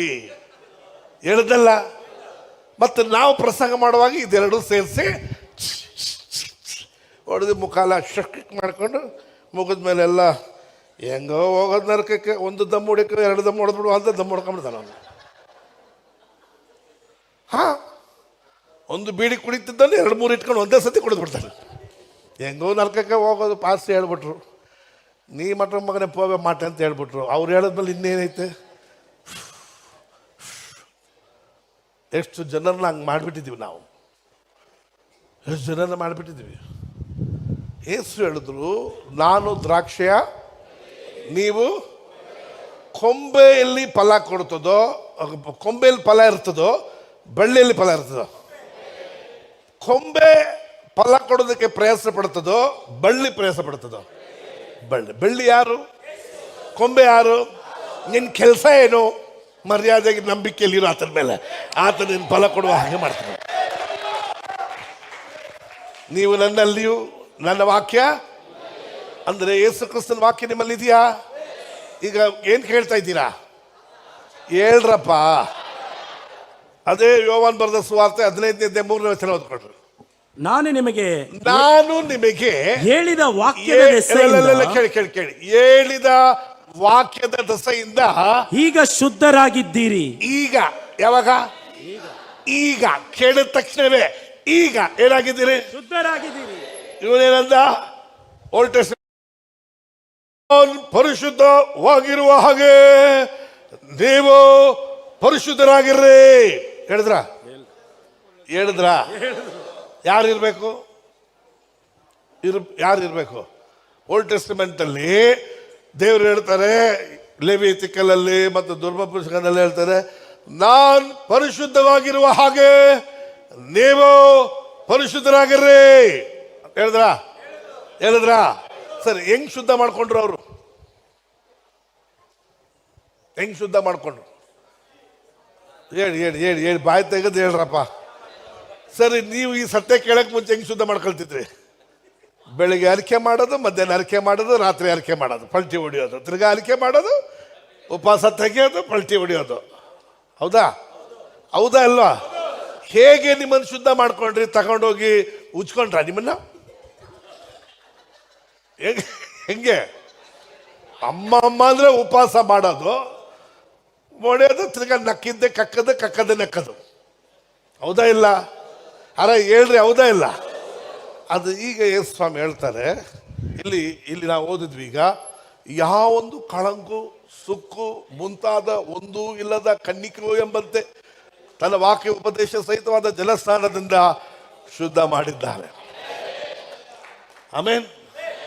ಮಾಡಿದ್ದಾರ? ಮಾಡಬೇಕಾ? ಇಲ್ಲಿ ನೀನೇ ಮಾಡ್ಕೋಬೇಕು, ಇಲ್ಲಿ ಆತನು ಮಾಡಿದ್ದಾನೆ. ಅದಕ್ಕೆ ಇಲ್ಲಿ ನ್ಯೂ ಟೆಸ್ಟಮೆಂಟ್ ಅಲ್ಲಿ ಯೇಸು ಇದ್ದ ದಿನಗಳಲ್ಲಿ, ಆತನು ಸಾಯೋದಕ್ಕೆ ಮುಂಚೆ ಇಲ್ಲಿ ಜಾನ್ ದ ಬ್ಯಾಪ್ಟಿಸ್ಟ್ ಇದ್ದ ದಿನಗಳಲ್ಲಿ ಯೇಸು ಹೇಳಿದ್ರು, ನಿಮ್ಮಲ್ಲಿ ಯಾವನಾದರೂ ನಿನ್ನ ಕಣ್ಣು ತಪ್ಪು ಮಾಡ್ತದೆ ಎಂಬುದಾಗಿ ನಿಮಗೆ ಗೊತ್ತಾದ್ರೆ ಏನ್ ಮಾಡ್ಬೇಕು? ಕಣ್ಣಲ್ಲಿ ಏನ್ ಮಾಡ್ಬೇಕು? ನಿನ್ನ ನಾಲ್ಗೆ ಮಾಡ್ತದಂದ್ರೆ, ಕೈ ತಪ್ಪು ಮಾಡ್ತದಂದ್ರೆ, ಎರಡು ಕಾಲಿದ್ದು ನರ್ಕಕ್ಕೆ ಹೋಗೋದಕ್ಕಿಂತ ಒಂದೇ ಕಾಲಲ್ಲಿ ಎಲ್ಲಿಗೆ ಹೋಗ್ಬಿಡು. ಯಾರ ಮಾಡಿದ್ದೀರಾ? ಯಾಕೆ ಹೋಗಕ್ಕೆ ಇಷ್ಟ ಅಲ್ವಾ? ಏಸು ಹೇಳಿದ್ರಲ್ಲ, ಏಸು ಹೇಳಿದ್ರ ಇಲ್ಲಪ್ಪ, ಮತ್ತೆ ಯಾಕೆ ಮಾಡಿಲ್ಲ? ಹೇಳಿದ್ದೀನಿ, ನಾ ಮೊದಲೇ ಒಂದ್ಸತಿ ಹೇಳಿದ್ದೀನಲ್ಲ. ಅಂದರೆ ಈ ನಾಟಕ ಮಾಡತಕ್ಕ ಜನರು ಇದ್ರಲ್ಲ, ಈ ಪರಿಸಾಯ ಅಧಿಕಾರಿಗಳು, ಅವರು ಸ್ಟ್ಯಾಂಡರ್ಡ್ಗಳನ್ನ ಯಾವಾಗಲೂ ನಿಮ್ಮ ಶಿಷ್ಯರು ಕೈ ತೊಳೆಯೋದಿಲ್ಲ, ನಿಮ್ಮ ಶಿಷ್ಯರು ಉಪವಾಸ ಮಾಡಂಗಿಲ್ಲ, ನಿಮ್ಮ ಶಿಷ್ಯರು ಸಬ್ಬತ್ ದಿನದಲ್ಲಿ ತೆನೆಗಳು ಹಾಕಿ ಬಾಯ್ಲಾಕತ್ತಾರೆ, ಇವುಗಳನ್ನೇ ಹಿಡ್ಕೊಳ್ತಿದ್ದಾಗ ಯೇಸು ಹೇಳಿದ್ರು, ಓಹೋ ನೀವು ಓಲ್ಡ್ ಟೆಸ್ಟಮೆಂಟ್ ಮೋಸೆಗೆ ನಾನು ಕೊಟ್ಟನಲ್ಲ, ಆ ಸ್ಟ್ಯಾಂಡರ್ಡ್ ಹಿಡ್ಕೊಂಡು ಬರ್ತಿದ್ದೀರಾ, ಬನ್ರ ಈಗ ನನ್ನ ಸ್ಟ್ಯಾಂಡರ್ಡ್ ನಾನು ತೋರಿಸ್ತೀನಿ ಅಂತಂದರು. ಯೇಸು ಸ್ವಾಮಿ ತನ್ನ ಸ್ಟ್ಯಾಂಡರ್ಡನ್ನು ತೋರಿಸಿದ್ರು. ಏನೋ ಒಬ್ಬನು ಯಾವನಾದರೂ ಸ್ವರ್ಗಕ್ಕೆ ಹೋಗ್ಬೇಕು ತನ್ನ ಇಷ್ಟದಿಂದ ಅಂತಂದ್ರೆ ಈ ಲೆವೆಲ್ಗೆ ನೀವು ಇರಬೇಕು. ಹೆಂಗೆ? ನಿನ್ನ ದೇಹದಲ್ಲಿರುವ ಅಂಗಗಳಲ್ಲಿ ಯಾವುದಾದ್ರೂ ಎಡವಟ್ಟು ಮಾಡತಕ್ಕ ಅಂಗಗಳು ಇದೆ ಅಂತ ನಿನ್ಗೆ ಗೊತ್ತಾದ್ರೆ ಕತ್ತಿ ತಕೋ, ಓಪನ್ ಮಾಡಿ ಬಿಸಾಕ್ಬಿಡು ಅಂತಂದ್ರು. ಈಗ ಹೇಳ್ರಿ, ಈಗ ಈಗ ಈಗ ನಿಮ್ಮ ದೇಹದಲ್ಲಿ ಯಾವ ಅಂಗಗಳು ಓವರ್ ಪ್ರಾಬ್ಲಮ್ ಮಾಡ್ತೈತೆ? ಮಾಡಲ್ಲ ಮಾಡಲ್ಲ ಮಾಡ್ತೈತಾ? ಯಾವುದು ಯಾವುದು? ಮನಸ್ಸು, ಹೃದಯ ಓಪನ್ ಮಾಡಿ ತೆಗೆದು ಸಾಕ್ಬಿಟ್ರೆ ಮುಂಡ ಮಾತ್ರ ಇರ್ತದಲ್ಲಿ, ಮುಂಡಗಳು ಮಾತ್ರ ಇರಬೇಕು ಚರ್ಚಲ್ಲಿ. ಮತ್ತೆ ಅರ್ಥ ಆಯ್ತಾ? ಅರ್ಥ ಆಯ್ತಲ್ಲಪ್ಪ? ಎಂಜಿಲ್ ಹಾಕಿ ತರ್ಸ್ಕೊಂಡು ಹೋಗ್ಬಿಡೋದಲ್ಲ. ಅದು ಯಾಕೆ ಏನು ಅಂತ ಪರಿಶುದ್ಧಾತ್ಮನ ಕೇಳಬೇಕು, ಹೇಳ್ಕೊಡ್ತಾರೆ. ಎಂಜಿಲ್ ಹಾಕೋದು ಒಂದು ಚಾಪ್ಟರ್ ಓದ್ಬಿಟ್ಟೆ, 30 ಚಾಪ್ಟರ್ ಒಂದು ದಿನಕ್ಕೆ ಓದ್ತೀನಿ ಅಂತ ಊರೆಲ್ಲ ತಿರುಗಾಡ್ಕೊಂಡು ಬರೋದಲ್ಲ. ಏನಕ್ಕೆ ಓದ್ದೆ, ಅದು ಯಾಕೆ ಹೇಳ್ತಾರೆ ಅಂತ ಕೂತ್ಕೊಂಡು ಪರಿಶುದ್ಧಾತ್ಮ ಅಂತ ಕೇಳಿದ್ರೆ ಹೇಳ್ಕೊಡ್ತಾರೆ. ಅಂಡರ್ಸ್ಟ್ಯಾಂಡ? ರೈಟ್. ಈಗ ಯೇಸು ಯಾಕೆ ಮತ್ತೆ ಹಂಗೆ ಹೇಳ್ಕೊಟ್ರು ಅಂದರೆ, ಇವರೆಲ್ಲರೂ ಒಂಟೆನೇ ನುಂಗ್ಬಿಡೋದಂತೆ, ಸೊಳ್ಳೆಗಳನ್ನ ಸೋಸ್ಕೊಂಡು ಕುಳಿತ್ಕೊತಿದ್ರು. ಅದಕ್ಕೆ ಯೇಸು ಸ್ವಾಮಿ ಹೇಳಿದ್ರು, ನೋಡ್ರಪ್ಪ, ನೀವಾಗಿ ನೀವು ಸ್ವರ್ಗಕ್ಕೆ ಹೋಗ್ಬೇಕಾದ್ರೆ ಈ ಥರ ಮಾಡಬೇಕು. ಯಾರ ರೆಡಿ ಇದ್ದೀರಾ? ಅದು ಇವ್ರು ಹೇಳ್ಬೇಕಾಯ್ತು, ಸ್ವಾಮಿ ಪೌಲ್ ಹೇಳಿದ ಹಾಗೆ ನಾನು ಏನು ಮಾಡಬೇಕು ಅಂತ ಅನ್ನಿಸ್ತನೋ ಅದು ನನಗೆ ಮಾಡೋಕ್ಕಾಗ್ತಾಯಿಲ್ಲ, ನಾನು ಏನು ಮಾಡಬಾರ್ದು ಅನ್ನಿಸ್ತೋ ಅದನ್ನೇ ಮಾಡುವನಾಗಿದ್ದೇನೆ. ಹಾಗಾದರೆ ನನ್ನ ದೇಹದಲ್ಲಿ ಏನು ವಾಸವಾಗಿದೆ?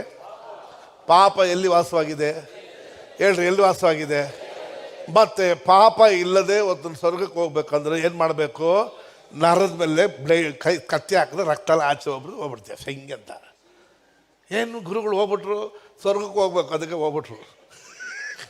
ಹೋಗಕ್ಕೆ ರೆಡಿ ಇದ್ದೀರಾ? ದೀಕ್ಷಾ ಸ್ನಾನ ಸಗಕ್ಕೆ ಮೂಗಲ್ಲಿ ಅಳ್ತಿದ್ದೆ, ನರ ಕುಯ್ಬೇಕಂದ್ರೆ ಎಲ್ಲೇ ಹೋಗ್ತೀಯ, ಯಾರು ಹೋಗೋದಲ್ಲ. ಅರ್ಥ ಆಯ್ತು ರೀ? ನೀನಾಗಿ ನೀನು ನಿತ್ಯ ಜೀವ ಪಡಿಬೇಕು ಅಂತಂದರೆ ಈ ಥರ ತ್ಯಾಗ ಮಾಡೋಕ್ಕೆ ರೆಡಿ ಇದ್ದೀರಾ? ಇಲ್ಲದಿದ್ದರೆ ಯೇಸು ಸ್ವಾಮಿ ಹೇಳಿದ್ರು, ನಿನ್ನ ಬದುಕೆಲ್ಲ ಮಾರಿ ನನ್ನ ಹಿಂದೆ ಬಡವರು ಕೊಟ್ಬಿಟ್ಟು. ನಿತ್ಯ ಜೀವ ನಂಬಿಕೆಯಿಂದ ದೊರಕುತ್ತದೆ ಹೊರತು ಕ್ರಿಯೆಗಳಿಂದ ದೊರಕೋದಿಲ್ಲ. ಅವನು ಹೇಳ್ದ, ಸ್ವಾಮಿ ನಿತ್ಯ ಜೀವ ಪಡೆಯಬೇಕಾದ್ರೆ ನಾನೇನು ಮಾಡಬೇಕು ಅಂದ. ಏನು ಮಾಡಬೇಕು? ಲೇ ನೀನೇನು, ನಾನಾಗಿದ್ರೆ ಹೆಂಗೆ ಹೇಳಿದ್ರೆ ನೀನೇನು ಮಾಡಬೇಕಾಗಿಲ್ಲೋ, ಬರೀ ನಂಬಿಕೆ ಇಡು ಅಂತ ಹೇಳ್ತಿದ್ದೆ. ಹೇಳಿದ್ರೆ ಇವ್ನಿಗೆ ಅರ್ಥ ಆಗಲ್ಲ ಅಂತ ಯೇಸು ಸ್ವಾಮಿ ಏನಂದ್ರು, ನೋಡಪ್ಪ ಆಜ್ಞೆಗಳನ್ನು ಕೈಕೊಳ್ಬೇಕು. ಚಿಕ್ಕ ವಯಸ್ಸಿಂದ ನಾನು ಕೈಕೊಂಡು ಬಿಟ್ಟಿದ್ದೀನಿ ಅಂತಾನೆ. ಯಾವುದಾ? ಹೇಗಂತೆ? ಹೆಂಗೆ ಕೈಕೊಂಡ ಗೊತ್ತಾ? ಈ ಮಾರಲ್ ಲಾ, ಸಿವಿಲ್ ಲಾ ಮತ್ತು ಸರ್ಮಲ್ ಲಾ ಇದರಲ್ಲಿ ಯಾವುದಾದ್ರೂ ತಪ್ಪೋಗ್ಬಿಟ್ರೆ ಒಂದು ಕುರಿ ತಗೊಂಡೋಗಿ ಯಾರ ಮುಂದೆ ನಿಲ್ಲಿಸ್ಬಿಡ್ಬೇಕು, ಯಾಜಕ ಮುಂದೆ ನಿಲ್ಲಿಸ್ಬಿಟ್ಟು ಎಲ್ಲ ನಂದಲ್ಲ ಅಲ್ಲಿ, ಅಲ್ಲಿದಲ್ಲ ಇಲ್ಲಿ ಅಂತ ಬಂದ್ಬಿಡ್ಬೇಕು. ಇದನ್ನ ನೆರವೇರಿಸ್ಕೊಂಬತ್ತಿದ್ದ ಅವನು ಚಿಕ್ಕ ವಯಸ್ಸಿದ್ದ. ಅಂದರೆ ಎಲ್ಲ ಕೈಕೊಂಡು ನಡೀತೀನಿ ಅಂದರೆ ಪ್ರಮಾಣಗಳನ್ನು ಕೈಕೊಂಡು ನಡೆದಿದ್ದಲ್ಲ, ಎಲ್ಲೆಲ್ಲಿ ಬಿಟ್ಟಿದ್ದನ್ನು ಫಿಲ್ ಅಪ್ ದ ಬ್ಲಾಂಕ್ಸ್ಗೆ ಹಾಡನ್ನು ಕೊಟ್ಬಿಟ್ಟಿದ್ದೀನಿ ಅಂತ. ಅರ್ಥ ಆಯ್ತು ರೀ? ಅರ್ಥ ಆಯ್ತು ರೀ? ಹಾಗಾದ್ರೆ ಯೇಸು ಸ್ವಾಮಿ ಹೇಳಿದ್ರು, ಅಯ್ಯೋ 10 ಆಜ್ಞೆಗಳು 613 ಆಜ್ಞೆಗಳನ್ನು ಕೈಕೊಂಡು ಬಿಟ್ಟಿದ್ದಲ್ಲಪ್ಪ, ಆಜ್ಞೆಗಳಲ್ಲಿ ಪ್ರಧಾನ ಆಜ್ಞೆ ಯಾವುದು? ನಿನ್ನ ದೇವರಾದ ಯೆಹೋವನನ್ನು ಪ್ರೀತಿಸಬೇಕು. ಅದು ನಿಮ್ಮಿಂದ ಆಗೋಲ್ಲ ಅಂತ ಯೇಸು ನೆರವೇರಿಸ್ಬಿಟ್ರು. ಈಗ ಇನ್ನೊಂದು ಆಜ್ಞೆ ಕೊಟ್ಟಿದ್ದಾರೆ, ತನ್ನಂತೆ ನೆರೆಯವನ್ನ ಪ್ರೀತಿ. ಅದು ಒಂದೇ ಈಗ ನಾವು ಮಾಡಬೇಕಾಗಿರತಕ್ಕಂಥದ್ದು. ಅರ್ಥ ಆಯ್ತ್ರಿ? ಅರ್ಥ ಆಯ್ತ್ರಿ? ಅದನ್ನ ಯೇಸು ಸ್ವಾಮಿ ಹೇಳೋದು, ನಿನ್ನ ಬದುಕಲ್ಲ ಮಾರಿ ಬಡವರು ಕೊಟ್ಬಿಡು, ನಾನು ಹಿಂದೆ ಬಾ. ಮುಖ ಹೆಂಗಾಗ್ಬಿಡ್ತು? ಇದೇ ಥರ ಆಗ್ಬಿಡ್ತು, ಇದೇ ಥರ ಆಗ್ಬಿಡ್ತು ಮುಖಾಲ. ಅದಂಗೆ ಅಂತ ಆಗ್ಬಿಟ್ಟ ತಕ್ಷಣ ಯೇಸು ಸ್ವಾಮಿ ಹೇಳೋದು, ಶ್ರೀಮಂತರು ಪರಲೋಕ ಹೋಗೋದು ಕಷ್ಟ, ಆದರೂ ದೇವರಿಗೆ ಅಸಾಧ್ಯವಾದದ್ದು ಯಾರು? ಶ್ರೀಮಂತರಾಗಲಿ ಬಡವರಾಗಲಿ ದೇವರು ಎಲ್ಲರನ್ನೂ ಕರ್ಕೊಂಡು ಹೋಗೋಕ್ಕೆ ಶಕ್ತನಾಗಿದ್ದಾನೆ. ಅಂಡರ್ಸ್ಟ್ಯಾಂಡಾ? ಅರ್ಥ ಆಯ್ತಾ? ನೀನಾಗಿ ನೀನು ಹೋಗ್ಬೇಕು ಅಂತ ಸ್ವರ್ಗಕ್ಕಂದ್ರೆ ಇದೆಲ್ಲ ಮಾಡಬೇಕು. ಇಲ್ಲ, ನಂಬಿಕೆ ಇಟ್ಟರೆ ಯಾರ್ಯಾರು ಆತನ ನಂಬುತ್ತಾರೋ ಅವರೆಲ್ಲರಿಗೂ ನಿತ್ಯ ಜೀವವನ್ನು ದೇವರು ಕೊಟ್ಟಿದ್ದಾರೆ. ಅರ್ಥ ಆಯ್ತಾ? Price the lord. ಟೈಮ್ ಆಯಿತು. ಅರ್ಥ ಆಯ್ತಾ? ಟೈಮ್ ಆಯಿತು ಅಂತ. ರೈಟ್. ಈಗ ನಾವೆಲ್ಲರೂ ಕೂಡ ಒಂದು ಸ್ವಲ್ಪ ಅರ್ಥ ಮಾಡ್ಕೊಂಡ್ವಾ? ನಾನು ಇನ್ನೂ ಸ್ವಲ್ಪ ಅರ್ಥ ಮಾಡ್ಕೊಂಡು ನಿಮ್ಗೆ ಹೇಳ್ಕೊಡ್ತೀನಿ ಬರೋ ದಿನಗಳಲ್ಲಿ. ಈಗ ಹಳೆ ಒಡಂಬಡಿಕೆ ಎಂಬುದಾಗಿ ಹೇಳ್ತಕ್ಕಂಥದ್ದು ಮೋಸೆ ಕಾಲದಿಂದ ಹಿಡಿದು ಎಲ್ಲಿವರೆಗೂ ಇನ್ನೂ ಆಗಿಲ್ಲ. ಅಪೊಸ್ತಲ ಕೃತ್ಯಗಳಲ್ಲಿ ಕೂಡ ಆಗಿಲ್ಲ. ಯಾಕಂದ್ರೆ ಅಪೊಸ್ತಲ ಕೃತ್ಯಗಳಲ್ಲಿ ಪೌಲನು ತಿಮೋತಿನ ಕರ್ಕೊಂಡು ಹೋಗಿ ಸುನ್ನತಿ ಮಾಡಿಸ್ತಾ. ನೀವು ಮಾಡ್ತೀರಾ? ಮತ್ತು ಯೋವಾನ ಪೇತ್ರು 3ನೇ ಅಧ್ಯಾಯದಲ್ಲಿ ಪ್ರತಿದಿನ ದೇವಾಲಯಕ್ಕೆ ಹೋಗಿ ಯಥಾ ಪ್ರಕಾರ ಪ್ರಾರ್ಥನೆ ಮಾಡ್ತಿದ್ರು. ನೀವು ದೇವಾಲಯಕ್ಕೆ ಹೋಗ್ತೀರಾ? ಇರೋ ಜಾಗದಲ್ಲೇ ಪ್ರಾರ್ಥನೆ ಮಾಡ್ತೀರಾ, ಹೌದಲ್ವಾ? ಆಗ ಇನ್ನೂ ಹಳೆ ಟೆಸ್ಟಮೆಂಟಲ್ಲೇ ಅವರೆಲ್ಲ ಇದ್ದಾರೆ. ಅರ್ಥ ಆಯ್ತ್ರಿ? ಸ್ತೋತ್ರಂ. ಆಮೇಲೆ ಚೀಟಿ ಹಾಕಿ ಇವನ್ನ ತೆಗೆದ್ರು. ಮತ್ತಾಯಿನ ತೆಗೆದ್ರ? ಅರಿಮತ್ತಾಯಿನ ತೆಗೆದ್ರಲ್ವಾ? ಚೀಟಿ ಹಾಕಿ ಏನ್ ಮಾಡಿದ್ರು? ಇವು ಓಲ್ಡ್ ಟೆಸ್ಟಮೆಂಟ್ ಇಲ್ಲ, ನ್ಯೂ ಟೆಸ್ಟಮೆಂಟ್ ಇದ್ದಾರೆ ಅವರು. ನೋಡಿದ್ರಿ, ಅಭಿಷೇಕ ಹೊಂದಿದ ಮೇಲೆ ಕೂಡ ಇನ್ನೂ ಈ ಸತ್ಯದ ಒಳಗೆ ಅವರು ಬಂದಿರಲಿಲ್ಲ. ಪೇತ್ರು ಏನ್ ಮಾಡ್ದ? ಅಶುದ್ಧವಾದದ್ದು ಯಾವುದು ತಿನ್ನೋದಿಲ್ಲ, ನಾನು ಹೊಲಸಾದ ನನ್ನ ಬಾಯಲ್ಲಿ ಹೋಗಿಲ್ಲ ಸ್ವಾಮಿ ಅಂದ. ಯಾರನ್ನ? ಅನ್ಯ ಜನರ ಮನೆಗೆ ಹೋಗಿ ಸುವಾರ್ತೆ ಸಾರದ ಬಗ್ಗೆ. ಓಲ್ಡ್ ಟೆಸ್ಟಮೆಂಟ್ ಇದ್ದಾನೋ ನ್ಯೂ ಟೆಸ್ಟಮೆಂಟ್ ಇದ್ದಾನೋ? ಓಲ್ಡ್ ಟೆಸ್ಟಮೆಂಟ್ನ ಫಾಲೋ ಮಾಡ್ತಿದ್ದಾನೆ. ದೇವರು ಪರಿಶುದ್ಧಪಡಿಸೋದು ಅಶುದ್ಧ ಅಂತ ಹೇಳಬೇಡ ಎಂಬುದಾಗಿ ಸ್ವಾಮಿ ಹೇಳಿದ್ರು. ಎಷ್ಟನೇ ಅಧ್ಯಾಯದಲ್ಲಿ? 10ನೇ ಅಧ್ಯಾಯದಲ್ಲಿ. 11ನೇ ಅಧ್ಯಾಯದಲ್ಲಿ ಪೌಲೊಂದು ತೀರ್ಮಾನಕ್ಕೆ ಬರ್ತಾನೆ, ನಮ್ಮ ಹಾಗೆ ಇವರು ಕೂಡ ಅಭಿಷೇಕ ಹೊಂದ್ಕೊಂಡ್ಬಿಟ್ಟಾರಪ್ಪ, ಅದಕ್ಕೆ ಇವರಿಗೆ ದೀಕ್ಷಾಸನ ಕೊಟ್ಬಿಡ್ಬೇಕು ಅಂತ ತೀರ್ಮಾನಕ್ಕೆ ಬಂದ ಇಲ್ಲ ಹೇಳ್ರಿ? ಈಗ ಓಲ್ಡ್ ಟೆಸ್ಟಮೆಂಟ್ ನ್ಯೂ ಟೆಸ್ಟಮೆಂಟ್ ಬರ್ತಿದ್ದಾನೋ? ಮತ್ತಿಗೆ ಜಂಪ್ ಹೊಡಿತಾ ಬರ್ತಿದ್ದಾನೆ. Praise god, hallelujah. ಅಪೊಸ್ತಲನಾಗಿದ್ದ ಪೌಲನು 13ನೇ ಅಧ್ಯಾಯದಲ್ಲಿ ಕರೆಯಲ್ಪಟ್ಟ ಸೇವೆಗಾಗಿ ಪೌಲ್ ಬರ್ನಬನ ಬಿಚ್ಚಿಬಿಡ್ತಾರೆ. ಉಪವಾಸ ಮಾಡಿ ಪ್ರಾರ್ಥನೆ ಮಾಡ್ತಿರ್ತಾರೆ. ಮಾಡಿ ಅರೆ ಹೇಳ್ರಿ. ಆಗ ದೇವರು ಮಾತಾಡ್ತಾರೆ, ಇವರನ್ನು ಏನ್ ಮಾಡಿ ಬಿಚ್ಚಿ ಬಿಡಿದ್ದ. ಓಲ್ಡ್ ಟೆಸ್ಟಮೆಂಟ್ ನ್ಯೂ ಟೆಸ್ಟಮೆಂಟ್ ಮಾಡ್ತಿದ್ದಾರೋ? ಅವ್ರ ಸಿಸ್ಟಮ್ನ ಮಾಡ್ತಾರೆ. ಈಗ 13ನೇ ಅಧ್ಯಾಯದಲ್ಲಿ ಪೌಲ್ ಹೋಗಿ ಇಡೀ ಊರೆಲ್ಲ ಕಲ್ಕೊಂಡ್ ಬಂದಾಗ 15ನೇ ಅಧ್ಯಾಯದಲ್ಲಿ ಕಂಪ್ಲೇಂಟ್ ಬರ್ತದೆ. ಹೇ, ಇವನು ಹೋಗಿ ಎಲ್ಲ ಜನರಿಗೆ ಏನ್ ಮಾಡ್ತಾನೆ? ಇವನು ಬೋಧನೆ ಮಾಡಿ ದೀಕ್ಷಾಸನ ಕೊಟ್ಬಿಡ್ತಾನೆ, ಎಲ್ಲ ರಕ್ಷಣೆ ಹೊಂದ್ಬಿಡುತ್ತೆ ಮಾಡ್ಬಿಡ್ತಾನೆ, ಅದ್ಭುತ ಸೂಚನೆ ಮಾಡ್ಬಿಡ್ತಾನೆ, ಎಲ್ಲ ಊರೆಲ್ಲ ನಮ್ಮ ಬಗ್ಗೆ ತಪ್ಪಾಗಿ ಮಾತಾಡ್ತೈತೆ ಅಂತೇಳಿ 15ನೇ ಅಧ್ಯಾಯದಲ್ಲಿ ದೊಡ್ಡ ವಿವಾದಗಳಾಗ್ತದೆ ಪೌಲ್ ಬಗ್ಗೆ. ಆಗ ಅವ್ರು ಎಲ್ಲಿಗೆ ಬರ್ತಾರೆ? ಈ ಧರ್ಮಸಭೆಗೆ ಬರ್ತಾರೆ. ಅಲ್ಲಿ ಪೇತ್ರು, ಯಾಕೋಬ, ಹಿರಿಯರೆಲ್ಲರೂ ಕೂತ್ಕೊಂಡು ತೀರ್ಮಾನ ಮಾಡ್ತಾರೆ. ಈಗ ಆಗ ಪೇತ್ರು ಇದ್ದೀನಿ ಅಂತ ಹೇಳ್ತಾರೆ, ನೋಡಪ್ಪ, ನಾನು ಕೊರ್ನೇಲಿಯಸ್ ಮನೆಗೆ ಹೋದಾಗ ಅವರೆಲ್ಲರೂ ಅನ್ಯ ಜನರಾಗಿದ್ರು, ಪವಿತ್ರಾತ್ಮ ನಮ್ಮ ಹಾಗೆ ಅವ್ರಿಗೆ ಕೊಟ್ಟರಲ್ಲ, ನಾವು ನಮ್ಮ ಪಿದಾಗಳು ಹೊರಲಾರ್ದ ಈ ಪ್ರಮಾಣವನ್ನು, ಮೋಸೆ ಪ್ರಮಾಣವನ್ನು ಅವ್ರ ಮೇಲೆ ಹೊರಿಸೋದು ಬೇಡ ಅಂತ ತೀರ್ಮಾನಕ್ಕೆ ಬರ್ತಾರಾ? ಆಗ ಟ್ರಾನ್ಸ್ಲೇಷನ್ ಪೀರಿಯಡ್ ಅಂತ ಹೇಳ್ತಾರೆ. ಇನ್ನು ಕಂಪ್ಲೀಟ್ ಆಗಿ ಬದಲಾಗಿಲ್ಲ. ದಿನೇ ಏನು ಮಾಡ್ತಿದ್ದಾರೆ? ಬರುವವರಾಗಿದ್ದಾರೆ. 24ನೇ ಅಧ್ಯಾಯ ನೆನೆಸ್ತಾರೆ.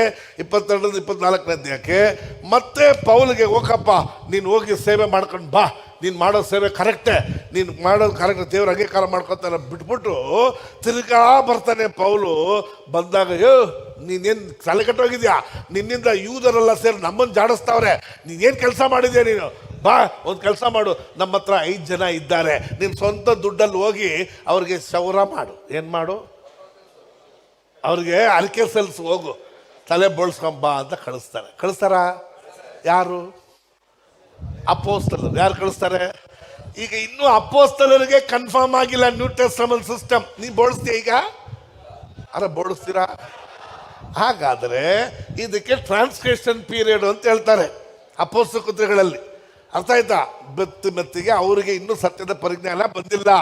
ಪೌಲ್ ಒಬ್ಬನಿಗೆ ಮಾತ್ರವೇ ಅನ್ಯ ಜನರಾಗಿರುವ ನಮಗೆ ಅಪೋಸ್ತಲರಾಗಿ ದೇವರು ಆಯ್ಕೆ ಮಾಡಿಕೊಂಡಿದ್ದರಿಂದ ಅವನಿಗೆ ಈ 7 ಮರ್ಮಗಳನ್ನು ದೇವರು ಪ್ರಕಟ ಮಾಡಿದ್ರು. ಹಲ್ಲೆಲೂಯ. ಆ 7 ಮರ್ಮಗಳು ಯಾವುದು ಅಂತಂದ್ರೆ, ಸಭೆಗೂ ಫಸ್ಟ್ ಹೇಳ್ತೀನಿ, ತಂದೆ ಮಗ ಪವಿತ್ರಾತ್ಮ ಎಂಬ ತ್ರಿಯೇಕತೆಯನ್ನು ಕುರಿತು ಪೌಲ್ ಒಬ್ಬನು ಮಾತ್ರವೇ ಅವನ ಪುಸ್ತಕಗಳಲ್ಲಿ ವಿವರವಾಗಿ ಬರೆದಿರೋದನ್ನ ನಾವು ನೋಡೋಕೆ ಸಾಧ್ಯತೆ. ಎರಡನೇದಾಗಿ ಸೆಕೆಂಡ್ ಮಿಸ್ಟ್ರಿ ಯಾವುದು ಅಂತಂದ್ರೆ, ಆತನು ನಮ್ಮಲ್ಲಿ ವಾಸವಾಗಿರೋದನ್ನು ಕುರಿತು ಯಾರೂ ಹೇಳಿಲ್ಲ, ಎಂದೂ ಹೇಳಿಲ್ಲ. ಪೌಲ್ ಒಬ್ಬ ಮಾತ್ರವೇ Christ in you the hope of glory, ಕೊಲೋಸ್ಯರು 1:17 ಹೇಳ್ತಾನೆ.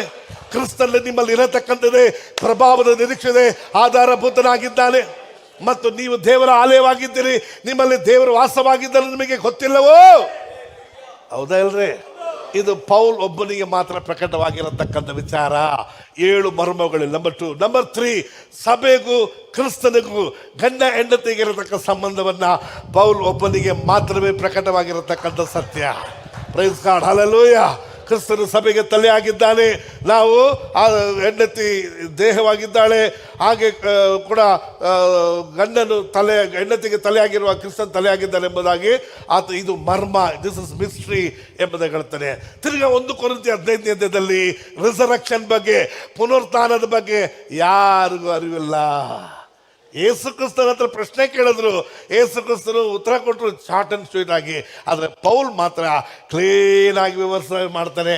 1ನೇ ತರಗತಿ 2ನೇ ತರಗತಿ, ಆ ಶರೀರವು ಎಂಥ ಶರೀರವು, ಲಯವಾದದ್ದು ಬಿತ್ತುತ್ತದೆ, ನಿರ್ಲಯವನ್ನು ಧರಿಸುತ್ತದೆ, ಮತ್ತು ಆ ಶರೀರವು ಏನಾಗ್ತದೆ, ಈ ಎಲ್ಲ ವಿಚಾರಗಳನ್ನು ಅವನಿಗೆ ದೇವರು ಪ್ರಕಟ ಮಾಡಿದ್ರು. ಆ ಸಂಗತಿಯನ್ನು ಬರೆದೆ. ಬ್ಯಾಬಿಲೋನ್ ಸಿಸ್ಟಮ್ ಕುರಿತು ಪೌಲು ಮತ್ತು ಪ್ರಕಟಣೆ ಗ್ರಂಥಗಳಲ್ಲಿ ಕೂಡ ಇದೆ, ಯೋವಾನಿಗೆ ಕೂಡ ತಿಳಿಪಡಿಸಿದ್ದಾರೆ.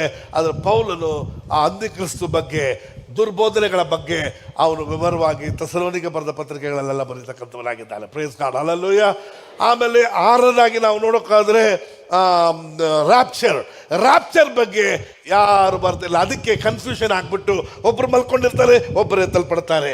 ಪ್ರಕಟಣೆ ಗ್ರಂಥದಲ್ಲಿ ಇದೇ ಮೊದಲನೇ ಪುನರುತ್ಥಾನ ಅಂತ ಪ್ರಕಟಣೆ ಗ್ರಂಥದಲ್ಲಿ ಹೇಳ್ತದೆ. ಅದು ಯಾರಿಗೂ ಗಂಟಾಗತಕ್ಕ ಪ್ರಕಟಣೆ ಗ್ರಂಥದಲ್ಲಿ ಬರೆದಿರೋದಂದ್ರೆ ಯೂದರಿಗಾಗತಕ್ಕಂಥ ಪುನರುತ್ಥಾನವನ್ನು ಕುರಿತಲ್ಲಿ ಹೇಳ್ತಕ್ಕಂಥವರಾಗಿದ್ದಾರೆ. ಈ ಪುಸ್ತಕಗಳೆಲ್ಲ ಇಲ್ಲಿಂದ ಇಲ್ಲಿಯವರೆಗೂ ಬರೆದಿರತಕ್ಕಂಥ ವಿಚಾರಗಳು ಯಾರಿಗಾಗಿ? ಸಭೆಗಾಗೆಲ್ಲ, ಯೂದರಿಗಾಗಿ ಬರೆದಿದ್ದಾರೆ. ಅವುಗಳು ನಮಗಿಲ್ಲ ಅಂತಲ್ಲ, ಅವುಗಳಲ್ಲಿ ಇರತಕ್ಕ ವಿಚಾರಗಳ ತಿಳುವಳಿಕೆ ಹೊಂದ್ಕೊಬೋದು.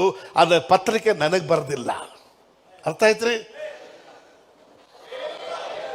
ಇಲ್ಲಿಂದ ಯಾರಿಗೆ ಇದನ್ನೆಲ್ಲ ಹೇಳ್ಕೊಂಡ್ ಬರ್ತಿದ್ದಾರೆ? ಯೂದರ್. ಫೋಕಸ್ ಅಲ್ಲ ಯಾರ ಬಗ್ಗೆ? ಯೂದರ ಬಗ್ಗೆ ಇತ್ತು.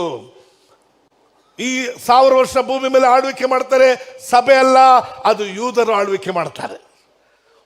ನಾವು ಬರ್ತೀವಿ. ಮೊದಲಿಗಿತ್ತ ಅಲ್ಲಿರ್ತಾಳೆ, ಪರಮ ಯೆರೂಸಲೇಮ್ ಆಗಿ 21ನೇ ಕೆಳಗೆ ಇಳಿದು ಬರ್ತಾಳೆ. ಬೈಬಲ್ ಸ್ಪಷ್ಟವಾಗಿ ಹೇಳ್ತದೆ. 7 ದಿನ ಯೂದರ ಕಲಾಚಾರ ಪ್ರಕಾರ 7 ದಿನಗಳು ಮದುವೆಯ ಕಾರ್ಯಗಳನ್ನು ನೆರವೇರಿಸು. ಯಾಕೋಬಿಗೆ ಹೇಳ್ತಾರೆ, ಆಮೇಲೆ ಇವಳನ್ನು ಕೂಡ ನಿನ್ನ ಮದುವೆ ಆಗು ಹೇಳಿಲ್ಲ.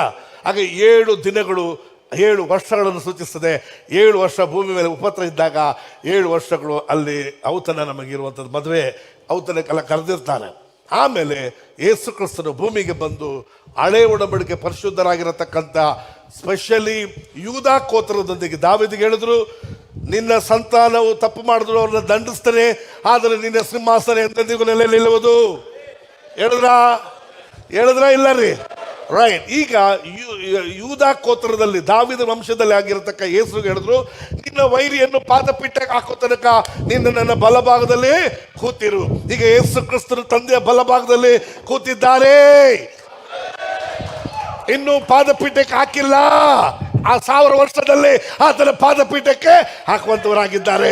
ಆಗ ಎಂದೆಂದಿಗೂ ಯೂದಾ ಗೋತ್ರದವರು ಈ ಭೂಮಿ ಮೇಲೆ ಆಳ್ವಿಕೆ ಮಾಡತಕ್ಕಂಥವರಾಗಿರ್ತಾರೆ. ಅರ್ಥ ಆಯ್ತ್ರಿ? ಎಲ್ಲ ಮಿಕ್ಸಪ್ ಮಾಡಿ ಚೌಚ ಬಾತ್ ತಿಂದ್ರೆ ಹಂಗೆ ತಲೆ ಕೆಟ್ಟು ಹೋಗ್ತದೆ. ಯೂದರಿಗಾಗಿ ಹೇಳಿರೋದನ್ನು ನಮಗೆ ತಗೋಬಾರ್ದು, ನಮಗೆ ಹೇಳಿರೋದನ್ನು ಯೂದರಿಗೆ ಮಿಕ್ಸ್ ಮಾಡಬಾರ್ದು. ಮೊದಲ ಗೀತೆ ಯಾರನ್ನು ಮುನ್ಸೂಚಿಸಿದ್ರೋ ಅವ್ರನ್ನ ಮಾತ್ರ ದೇವರು ಕರೆದರು. ಯಾರನ್ನ ಕರೆದ್ರೋ ಅವ್ರನ್ನ ನೀತಿವಂತರನ್ನಾಗಿ ಮಾಡಿದ್ದಾರೆ. ಯಾರನ್ನು ನೀತಿವಂತರಾಗಿ ಮಾಡಿದಾರೋ ಆತನ ತನ್ನ ಸ್ವರೂಪದಲ್ಲಿ, ತನ್ನ ಮಗನ ಸ್ವರೂಪದಲ್ಲಿ ಮಾಡಿಬಿಟ್ಟಿದ್ದಾರೆ ನಮ್ಮನ್ನ. Praise God, hallelujah. ಅರ್ಥ ಆಯ್ತ್ರಿ? ಆದ ಕಾರಣ ಈ 1000 ವರ್ಷ ಆಳ್ವಿಕೆ ನಮಗಲ್ಲ, ಯೂದರಿಗಾಗಿ. ಈ 7 ವರ್ಷ ಉಪತ್ರದಲ್ಲಿ ಮುದ್ರೆ ಹಾಕಿಕೊಳ್ಳದಿರತಕ್ಕಂಥ ಜನರಿದ್ದಾರೆ ಯೂದರುಗಳು, ಅವರಿಗೆ ಒಂದು ಪುನರುತ್ಥಾನ ಆಗತ್ತೆ. Praise god, hallelujah. ಅರ್ಥ ಆಯ್ತ್ರಿ? ರೈಟ್. ಕರ್ತನ ನಾಮಕ್ಕೆ ಸ್ತೋತ್ರ. God bless you. ಆತನ ಕೃಪೆಗೂ ವಾಕ್ಯಕ್ಕೆ ನಿಮ್ಮನ್ನು ಒಪ್ಪಿಸ್ಕೊಡ್ತಾನೆ.